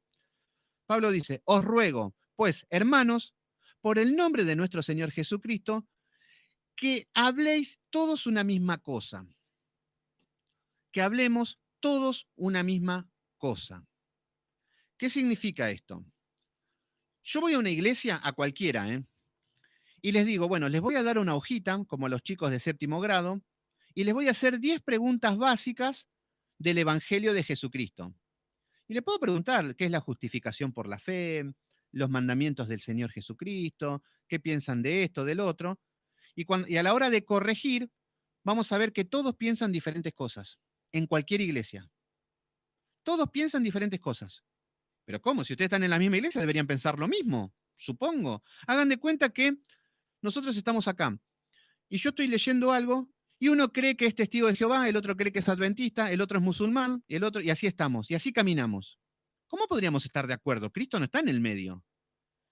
Entonces, en esta situación cada uno estaba en diferentes sintonías, pensaban en diferentes cosas. Entonces, a esto es lo que está apuntando Pablo. Por eso le dicen, eh, les pide que hablen todos la misma cosa. Por ejemplo, algo de lo que se utiliza mucho en las iglesias es la palabra sentir. Sentí la presencia de Dios, sentí la palabra, sentí cuando llorás. Si sentís, hablá, sentilo, todo por el sentir. Es más, algunos te dicen, si no sentís a Dios, te vas al infierno. Y viene el pobre incrédulo o la oveja que dice, pero yo no siento nada. Ah, tenés que pedir más. Entonces toda la gente empieza a convulsionar, empieza a desmayarse, empieza a cantar, a entrar en trance, a hacer cosas locas porque sienten. El tema es que si vamos a las escrituras y buscamos la palabra sentir, no aparece nunca. Nunca aparece la palabra sentir. Solamente aparece oír, que está ajeno a lo que yo sienta. Oír, escuchar la palabra, entenderla y guardarla en el corazón, eso es fe. Entonces, ¿qué significa esto? No nos guiemos nunca por sentimientos. Si yo lloro y me quebranto, no es un índice de nada. Lloró y punto. Si estoy serio, no es índice de nada. No nos guiemos por el sentimiento. Porque el sentimiento, hoy estoy bien, mañana estoy mal, pasado estoy bien. Y así vivimos. Entonces, no es un parámetro para guiarnos el cómo me siento. Es más, el pueblo de Israel siempre se sintió 10 puntos, que eran bendecidos por Dios y estaban en el medio de los juicios, pero ellos se sentían tan bonitos y así están las iglesias apóstatas. Están todos contentos con el entretenimiento, con el autoestima, con el pastor que grita, con las luces, con la música. Me siento tan bien en la iglesia, pero no se dan cuenta que se están yendo al infierno, pero se sienten muy bonitos. Entonces, en la palabra, lo único que habla de sentir es que estemos todos en el mismo sentir, que es Jesucristo. Y esto es lo que estamos tratando de hacer, que estemos todos en sintonía en Cristo, en cómo comportarnos, en cómo vivir, en cómo caminar, en cómo predicar, en todo, pero en Cristo. Entonces, no tiene que haber una diferencia entre nosotros, tenemos que estar todos en el mismo sentir. Por ejemplo, no pueden estar uno estando en contra de la palabra, quejándose con esto, con lo otro, es porque está en otro sentir. Pero si estamos todos en el mismo sentir, es porque está Cristo en el medio. Y no es que uno siente vomitar, el otro siente danzar, el otro siente reprender, el otro hablar en lenguas, el otro a predicar y el otro se pone a profetizar. Cada uno siente lo que quiere. Eso no existe. El Señor quiere que estemos juntos en el mismo sentir que es en Cristo. Eso dije antes, es toda sugestión. Se caen, gritan, lloran, exactamente, porque se guían por los sentimientos. Eso es porque no son espirituales. Entonces, lo que vemos es que, ¿qué es lo que tenemos que hacer? Vemos que lo que tenemos que hacer, hablar todos la misma cosa, que es en Cristo. ¿Por qué uno se va al infierno? ¿Por qué uno se va al infierno?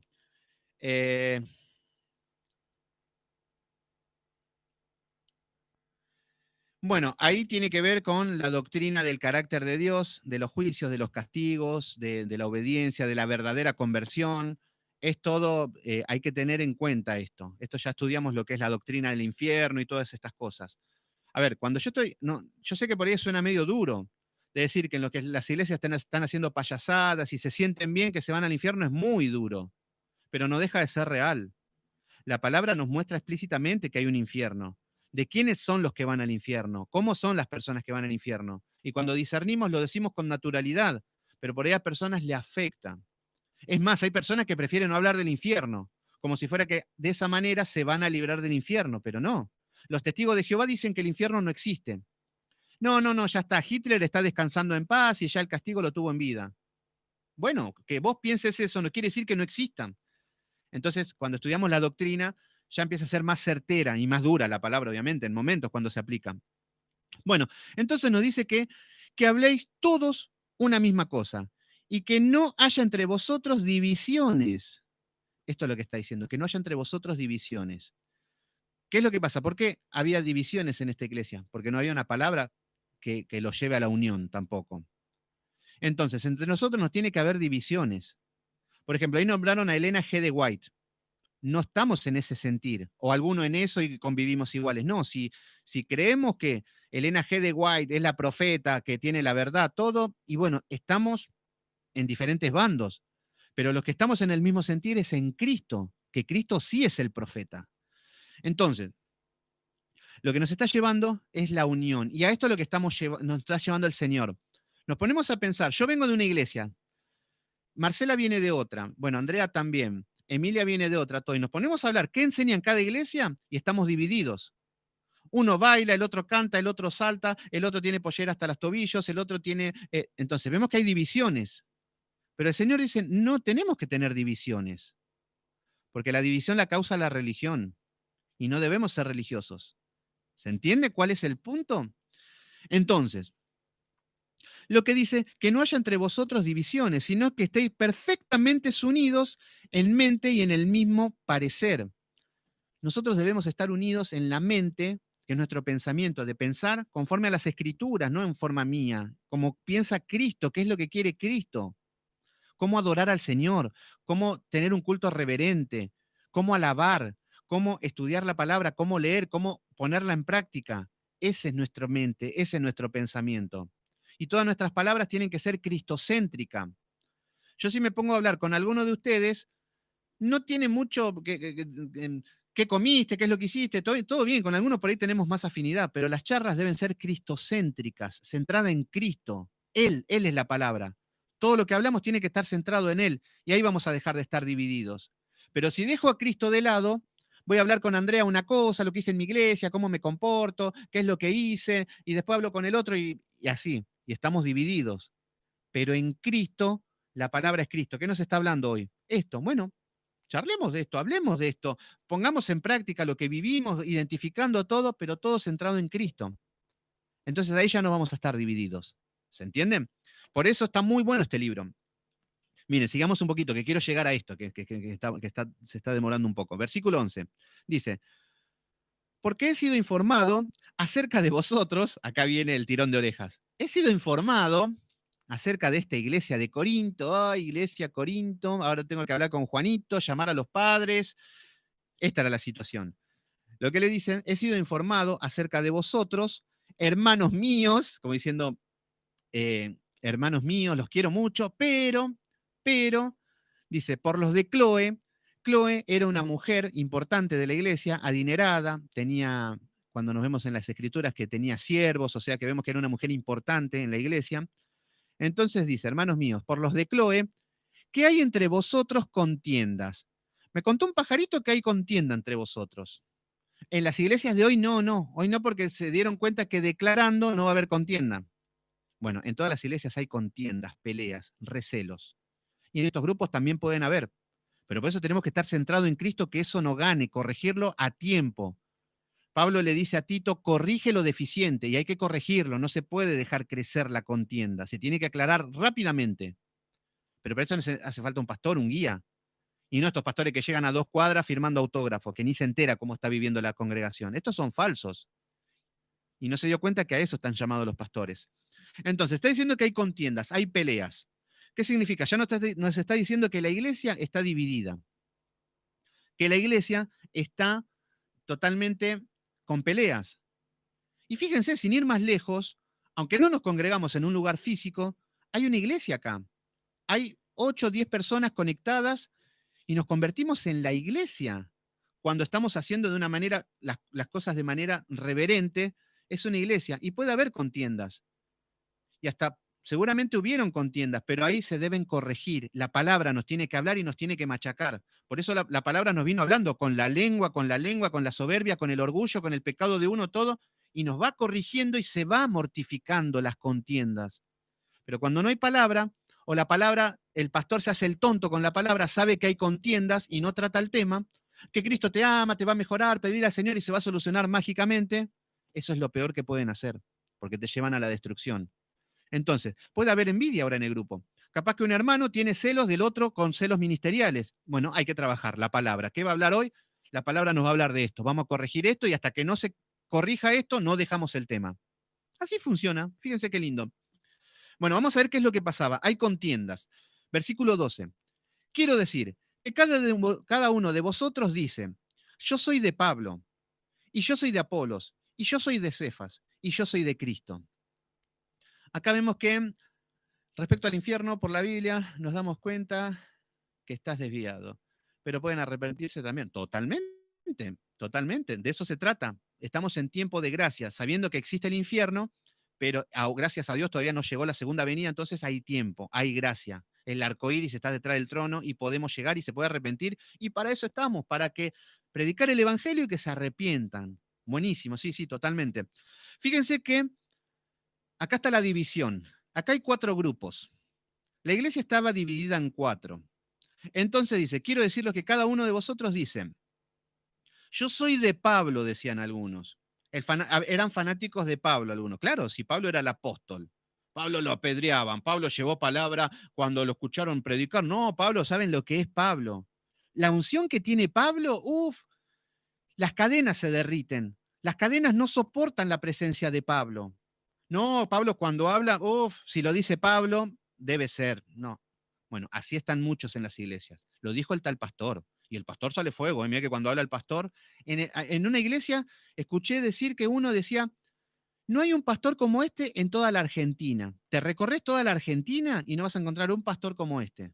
Ah, bueno, la verdad que genio. Yo no casaba uno igual con la palabra, pero aún así tenía un poco de sentido común y digo, este pibe está loco. Pero estaban recreídos y la gente, amén, sí, sí, sí, amén, claro. Está bien, no se dieron cuenta que tenía varias mujeres, hijos por todos lados ese pastor, pero eso no lo veían. Bueno, pero no me arrepiento de que haya timadores y comerciantes. Exactamente, así es. Bueno, vamos a ver un poquito cómo estaba dividido esto. Por un lado, habían algunos que decían, yo soy fanático, yo estoy del lado de Pablo, Pablo es el mejor. Otros decían, yo soy de Apolos. Apolos era un pastor que predicaba ahí, un judío que la tenía clara. Entonces decían, no, no, no, no, yo, Apolos, nosotros, a mí no me vengas con Pablo, que Apolos tiene la verdad. Otros decían, yo soy de Cefas. Cefas es Pedro. Ahora vamos a ver el por qué. Entonces, otros decían Cefas y otros decían, no, yo soy de Cristo, yo solamente de Cristo. Pero aún así estaban todos divididos. ¿Se entiende? Entonces, ¿qué es lo que estaba pasando acá? Vamos a analizar un poco el contexto. Ahí está, se estaba cortando un poquito.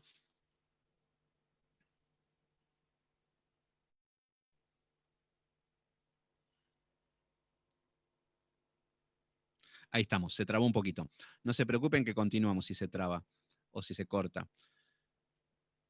Bueno, esto estaba dividido en cuatro, esta iglesia. Entonces recuerden que con un mundo así, eh, sí, ya eso lo enseñamos acerca de las unciones, pero lo vamos a volver a repasar y todo, y se vuelven a tocar los temas. La palabra es así, nos vuelve a hablar por todos lados. Incluso ayer vimos que el único ungido es Jesucristo, no hay más. Nosotros somos ungidos, pero por el Espíritu Santo, pero no de un target o de una posición o de un alto nivel de jerarquía. Esas son cosas del hombre. Bueno, acá nos encontramos con una iglesia que fíjense cuál es el contexto. Pablo preso en Éfeso. Un Corinto que era rock and roll toda la noche, todo el día, droga, excesos, prostitución, esclavitud, mercaderes, compra, venta, había dinero. Entonces eso lo llevaba a los vicios. Era una ciudad rica dentro de todo, porque había muchos mercaderes habían en ese momento. Entonces vemos que Corinto se encontraba con toda la inmoralidad. Y la iglesia está llamada a ser la luz en la oscuridad. Y fíjense lo que es la luz. Estaba dividida en cuatro. Estaban peleados entre ellos. Y cada uno tenía su pensamiento filosófico.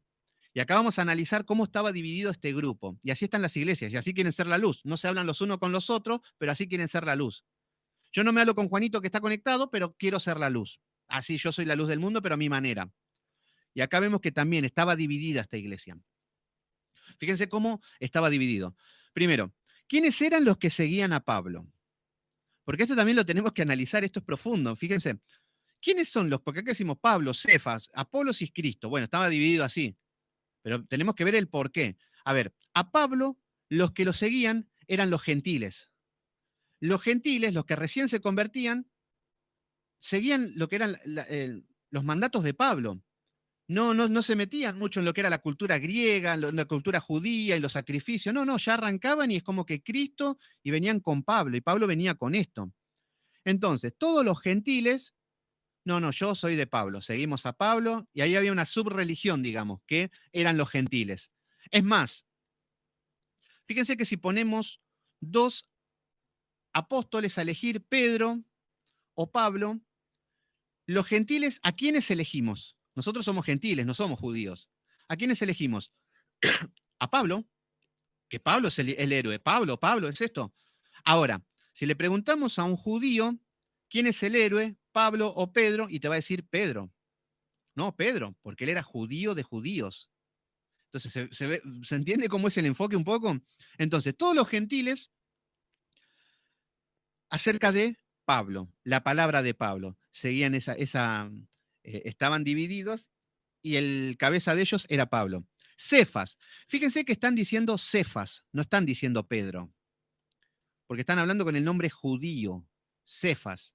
O sea que O sea que no estaban ni hablando de Pedro, que era la nueva criatura en Cristo, estaban hablando del judío. Fíjense la revelación bíblica que nos da esto de que decían Cefas, el judío, Pedro, el circuncidado al séptimo día, el que, el que cuando está triste se pone ceniza en la cabeza, el que hace sacrificios, el que dice shalom, así, bien judío. Entonces, todos los que eran judíos, porque en la iglesia estaba una mezcla de todo, los que eran judíos le decían que a Pedro, o sea que a Cefas.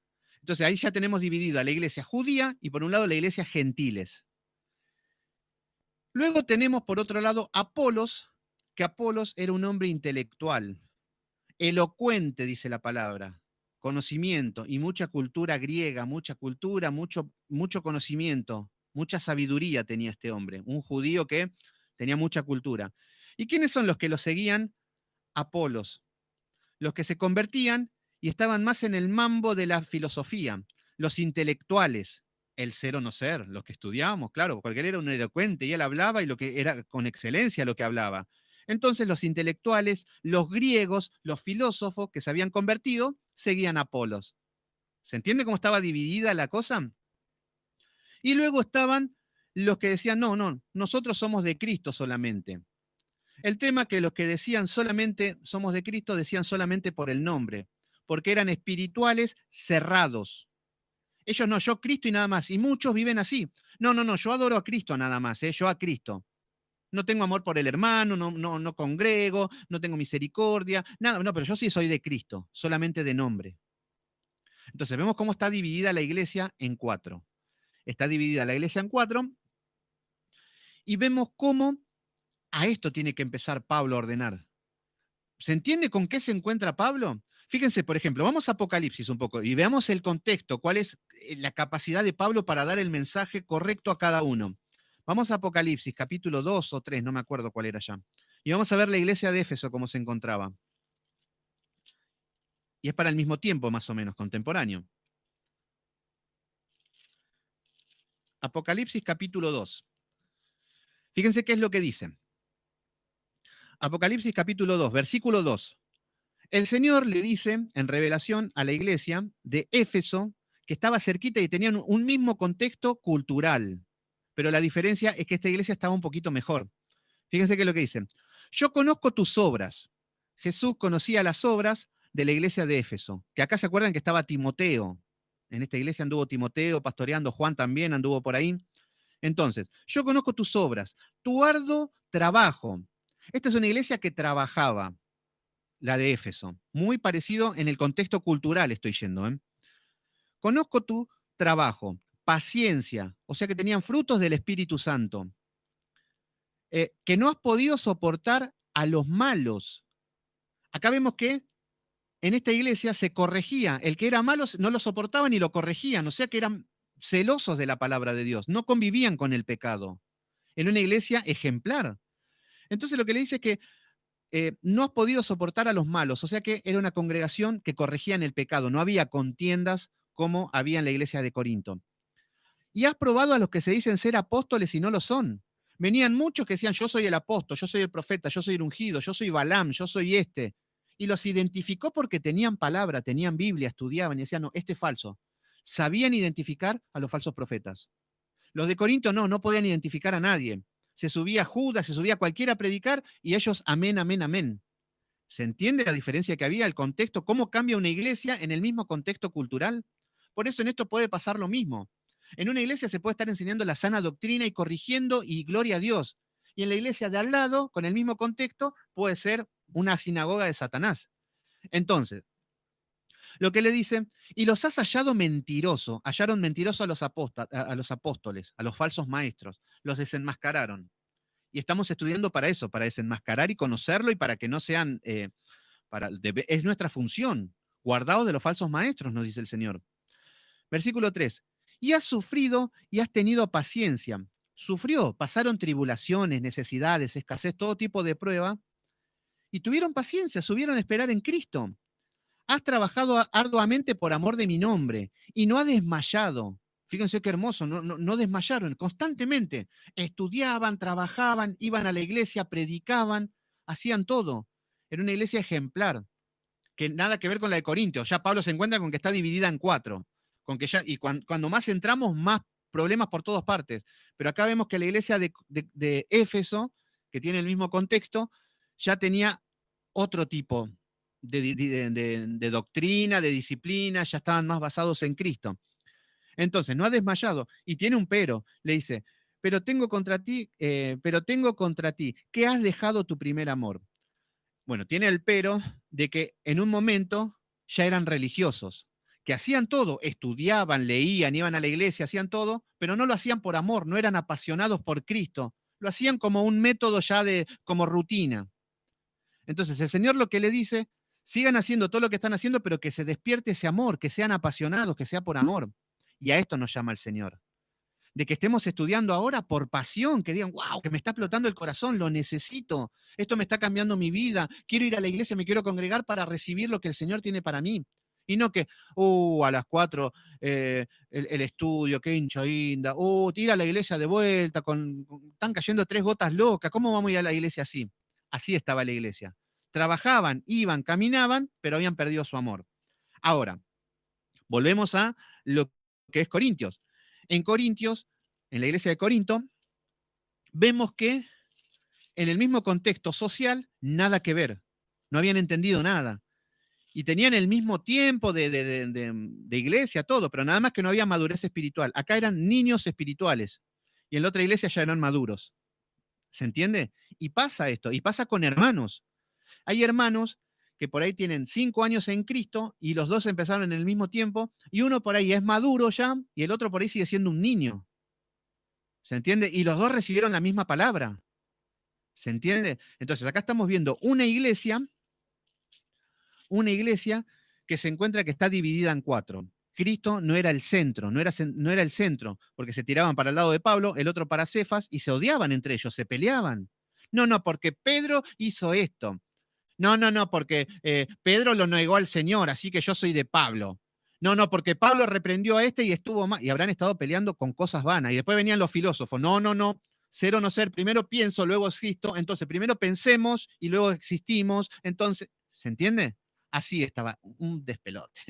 Esto era la iglesia. Y esto es lo lindo de que Pablo empieza a ordenar todo esto. Y esto es lo que quiere ordenar el Señor en nuestras vidas. Este orden de las iglesias, de todo. Por más que estemos en diferentes iglesias, nosotros podemos hacer los estudios y ustedes pueden congregar donde les parezca bien y que se enseñe sana doctrina y seguimos siendo hermanos en Cristo.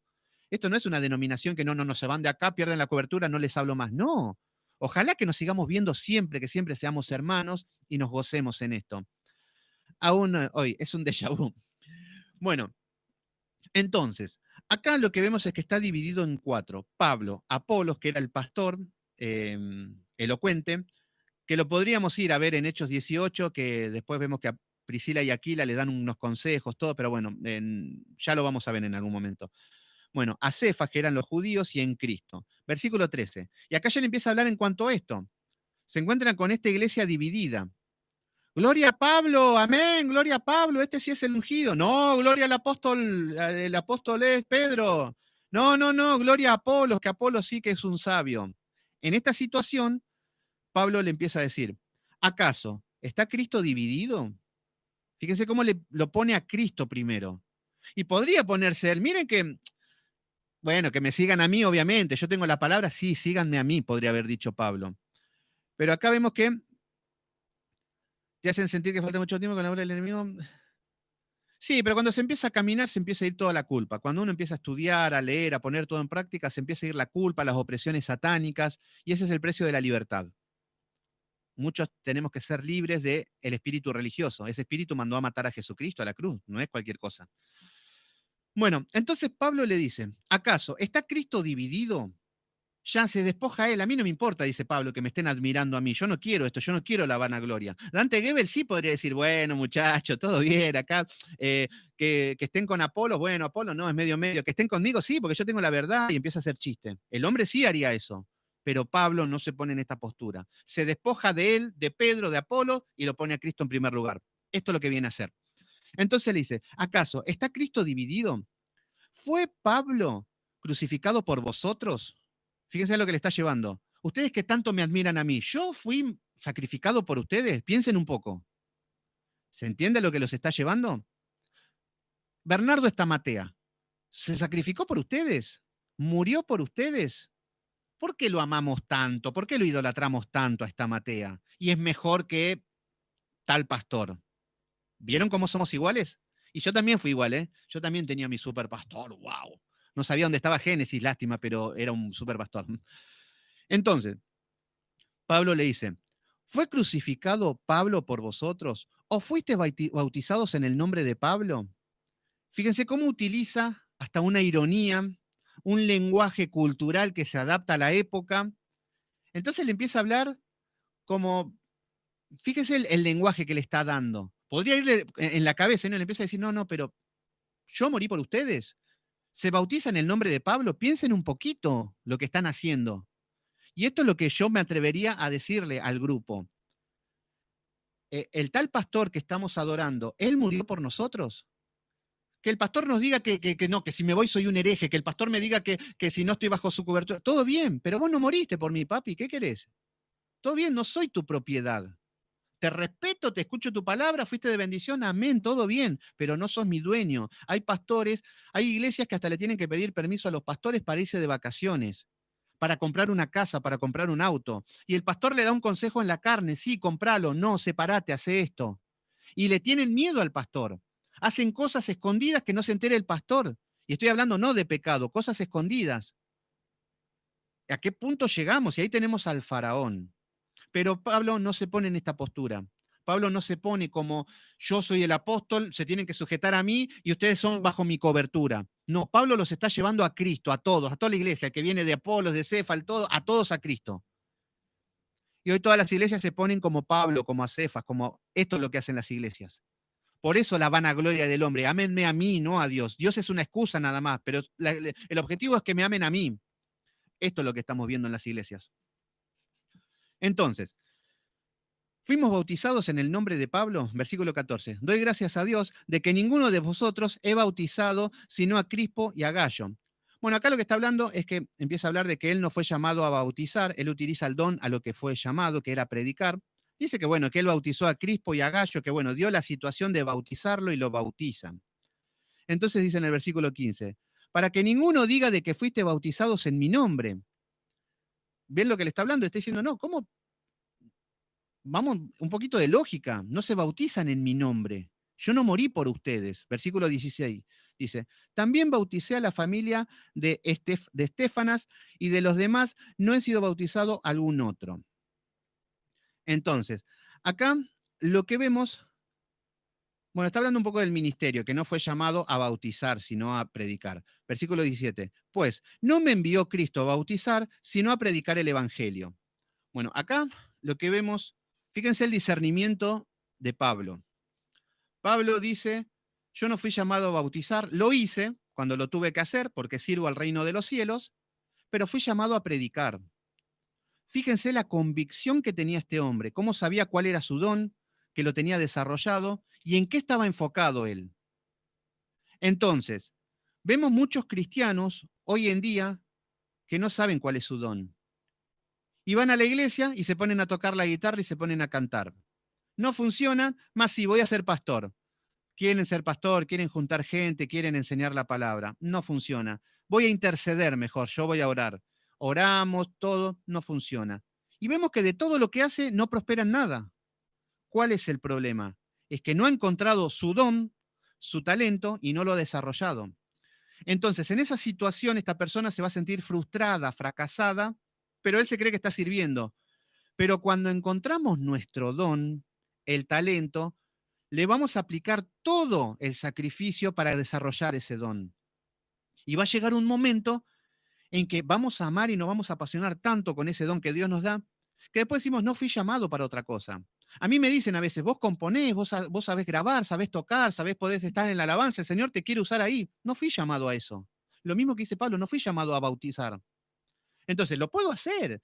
Si nos ponemos a cantar y por ahí quiere una guitarra para que acompañe o lo que sea, lo puedo ayudar, puedo servir, pero no fui llamado a eso.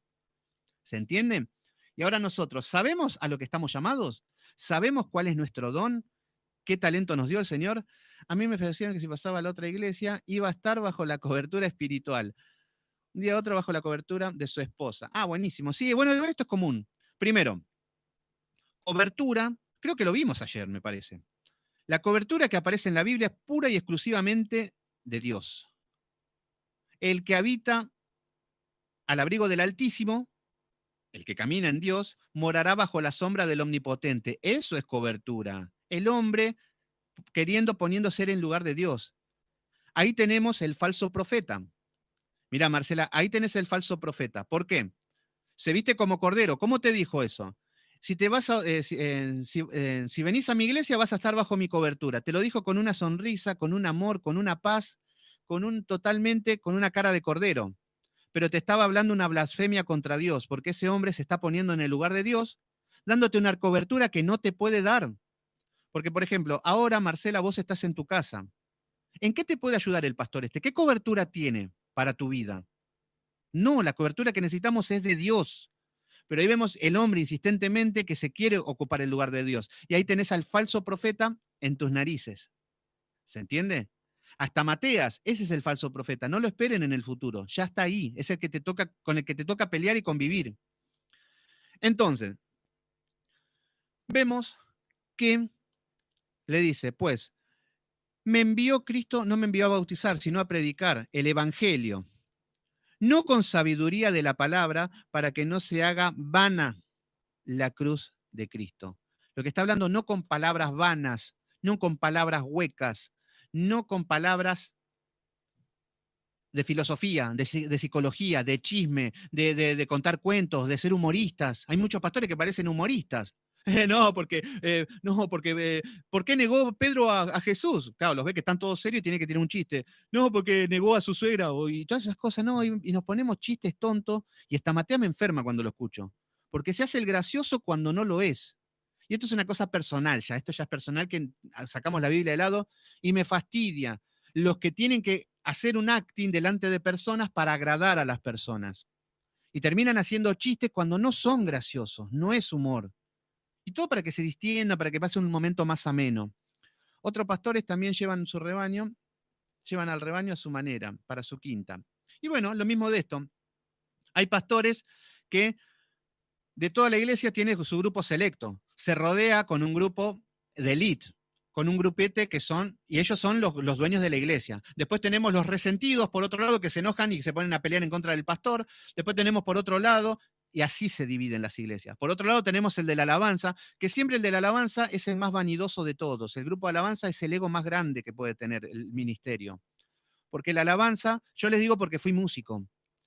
Y yo estuve en el ambiente del rock y de todo lo que es todo tipo de música popular también, y conviví con músicos. Y la arrogancia, la soberbia, la competencia, la envidia, la vanidad, todo lo que puede haber lo podemos encontrar en un músico. Y los digo porque fui músico y también fui soberbio, arrogante y quería aplausos y quería todo para mí. Por eso me puedo hablar con esta ligereza. Pero bueno, acá Pablo los está queriendo unir a todos. ¿Ven el objetivo de Pablo? Y tampoco le está hablando, bueno, echalos a todos y arrancamos de vuelta. No, no, no. Hay que corregir esto. Y esto nos llama a nosotros. Nosotros, las diferencias, las cuestiones. Yo puedo estar mal con un hermano, con otro, y no, paciencia. No es fácil, pero debemos acudir a siempre una oportunidad más. Ya cuando no va más, bueno, hay que tomar las decisiones antes de que se complique todo. Entonces, se peleaban con la gente por la adoración, por la silla, para ganarse superiores. Sí, no, bueno, no conozco la iglesia, pero como naturaleza de músico sí. Y cuesta mucho que el músico se despoje de sí mismo. Cristo nos manda a despojarnos de nosotros mismos y seguirlo a Él. Pero bueno, yo creo que hasta acá estamos. Acá estamos bien con esto, llegamos hasta acá. En Primera de Corintios fue un lindo estudio, una buena introducción. Vieron cómo comienza con fuerza el estudio para ver cómo continúa y vamos a ver cómo empieza a solucionar esto. Entonces, lo primero que nos viene a hablar el Señor, el tema es que no tenemos toda la semana para trabajar esto, porque como estamos haciendo estudios todos los días, rápidamente tenemos que incorporar a nuestra vida esto. Rápidamente, la división no es buena. No es buena, tenemos que estar unidos. Seremos un grupo de 4 o 5, pero los 4 unidos. Somos un grupo de 100, los 100 unidos. ¿En qué? En Cristo, en su palabra, en su doctrina. ¿Se entiende? Acá ya no importa lo que yo pienso. No, no, no, porque Cristo murió por la cruz. No, no, pero me parece que Cristo, no sé, bueno, no, no me interesa lo que pienses. Todos en el mismo sentir, creemos en Cristo, vamos detrás de Él, en la palabra, está todo escrito. No podemos fallar. No le vamos a pifiar. Relájense de que estudiando la Escritura, es la Escritura la que nos guía. No podemos fallar nunca. Ahora, cuando escuchamos a un pastor y empieza a adulterar la palabra o empieza a decir lo que piensa, ahí sí corremos peligro. Pero ahora descansen que estamos haciendo lo correcto, que es estudiar la palabra de Dios, y Él nos va a guiar. Así que bueno, vamos a terminar en oración y 22 horas continuamos con Génesis capítulo 2. Explota también, va a estar muy bueno. Ya lo vieron con el grupo, lo estuvimos estudiando con lo que es el matrimonio. Pero bueno, lo vamos a ver con la visión de lo que es la creación y vamos a ver todo lo que es el principio del hombre. Entonces, bueno, vamos a terminar en oración. Padre Santo, Padre amado, en el nombre de Jesús, te damos gracias, Dios, por el conocimiento que nos has dado hoy, la cuota de alimento. Te pido, Señor, que a cada uno sepas ordenar la información que están recibiendo, Señor. Yo sé que es mucha, yo sé que muchos llegan con mucha hambre, Señor, a tu palabra, desesperados por conocerte. Esto es porque toda la vida, Señor, en lugares donde no les han dado alimento, Señor. Hemos ido a cumpleaños con hambre y nos han dado chisitos, Señor. Nos han dado comida chatarra, Señor, y por eso tenemos hambre. Pero tú, Padre Santo, nos das un banquete, Señor. Aderezas mesas, Señor, dice, delante de mis enemigos, Señor. Tú nos pones un alimento, Señor. Tú no escatimas en gastos, en nada, Señor, para darnos tu alimento espiritual para nosotros. Por eso tenemos un gran banquete en la mesa, Señor. Y que cada uno coma conforme a lo que pueda comer, a lo que pueda digerir, a lo que pueda entender de la palabra, a lo que pueda guardar en su corazón, Señor. Y que tú le vas a seguir dando mañana, a la noche, pasado, todos los días, Señor. Que no nos desesperemos. Queremos ser ovejas bien alimentadas, Señor. Queremos descansar en los pastos delicados, Señor. Gracias, Señor, porque nos estás enseñando cómo unir, cómo quieres tú que el pueblo sea unido, Señor. Y guíanos con tu preciosa palabra, Señor, con tu excelencia, Señor, con la sabiduría que tienes, Señor. Gracias por el apóstol Pablo, Señor. Gracias por la iglesia de Corintio que nos va a hablar mucho. Te entregamos este día, Señor, este estudio. Y si tú quieres, Señor, a las 22 horas vamos a estudiar, Señor, acerca de Génesis. Qué libro apasionante, Señor. Tú, el Creador, el Dios de la gloria, Señor. Qué hermosura, Señor. Gracias. Te pido que le des a cada uno de los hermanos más placer, Señor, más deleite en la palabra, más hambre, Señor, más humildad, Señor. Cuando los hermanos reconocen de que hay errores, de que estamos mal, ese espíritu, Señor, es el que quiere, ese espíritu enseñable, poderoso Dios, un espíritu que aprenda, Señor, y que absorba lo bueno y que rechace lo malo, Señor. Y no con soberbia, con que quién es esto, con lo otro, como yo vengo con mi psicología o con mi filosofía o con mi brujería. No, Señor, nos despojamos de todos y no somos nada delante de ti.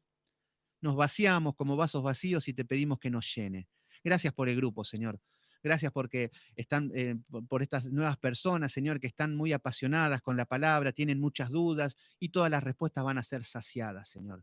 Te damos gracias en el poderoso nombre de Cristo Jesús. Te decimos amén. Bueno, mis queridos hermanos, ahí estamos, 22 horas. eh, Pasamos al Antiguo Testamento, al Génesis, al capítulo número 2. Ayer fue hermoso, no sé cómo lo vieron ustedes, pero a mí me conmovió. Me conmovió. Es más, justo se puso a llover y ya quería salir afuera, recibir la lluvia, con mucha locura. Pero bueno, cada uno, el Señor nos habla cada uno en su forma. Así que bueno, gracias al Señor, primeramente. Así que no somos ni de Pablo, ni de Sebastián, ni de Apolos, ni de nadie. Solamente somos de Cristo. Y Cristo a través de la palabra. Así que bueno, Emilia, Andrea, Vanessa, Marcela, Cintia, Elizabeth, si está por ahí también. Bueno, todo el grupo, que Janina, que no la vi, pero bueno, debe estar trabajando. Así que bueno, 22 horas nos encontramos con este hermoso libro que es Génesis. Va a haber maravillas en ese libro. Nos vemos 22, si Dios quiere, exactamente. Así estamos, en el fogón de Cristo. Lo voy a agarrar ese nombre, ¿eh? El fogón de Cristo, esa va a ser mi denominación ahora. La iglesia de Sebastián, el fogón de Cristo se llama. Ese sí sabe, ese sí es poderoso, ese está ungido.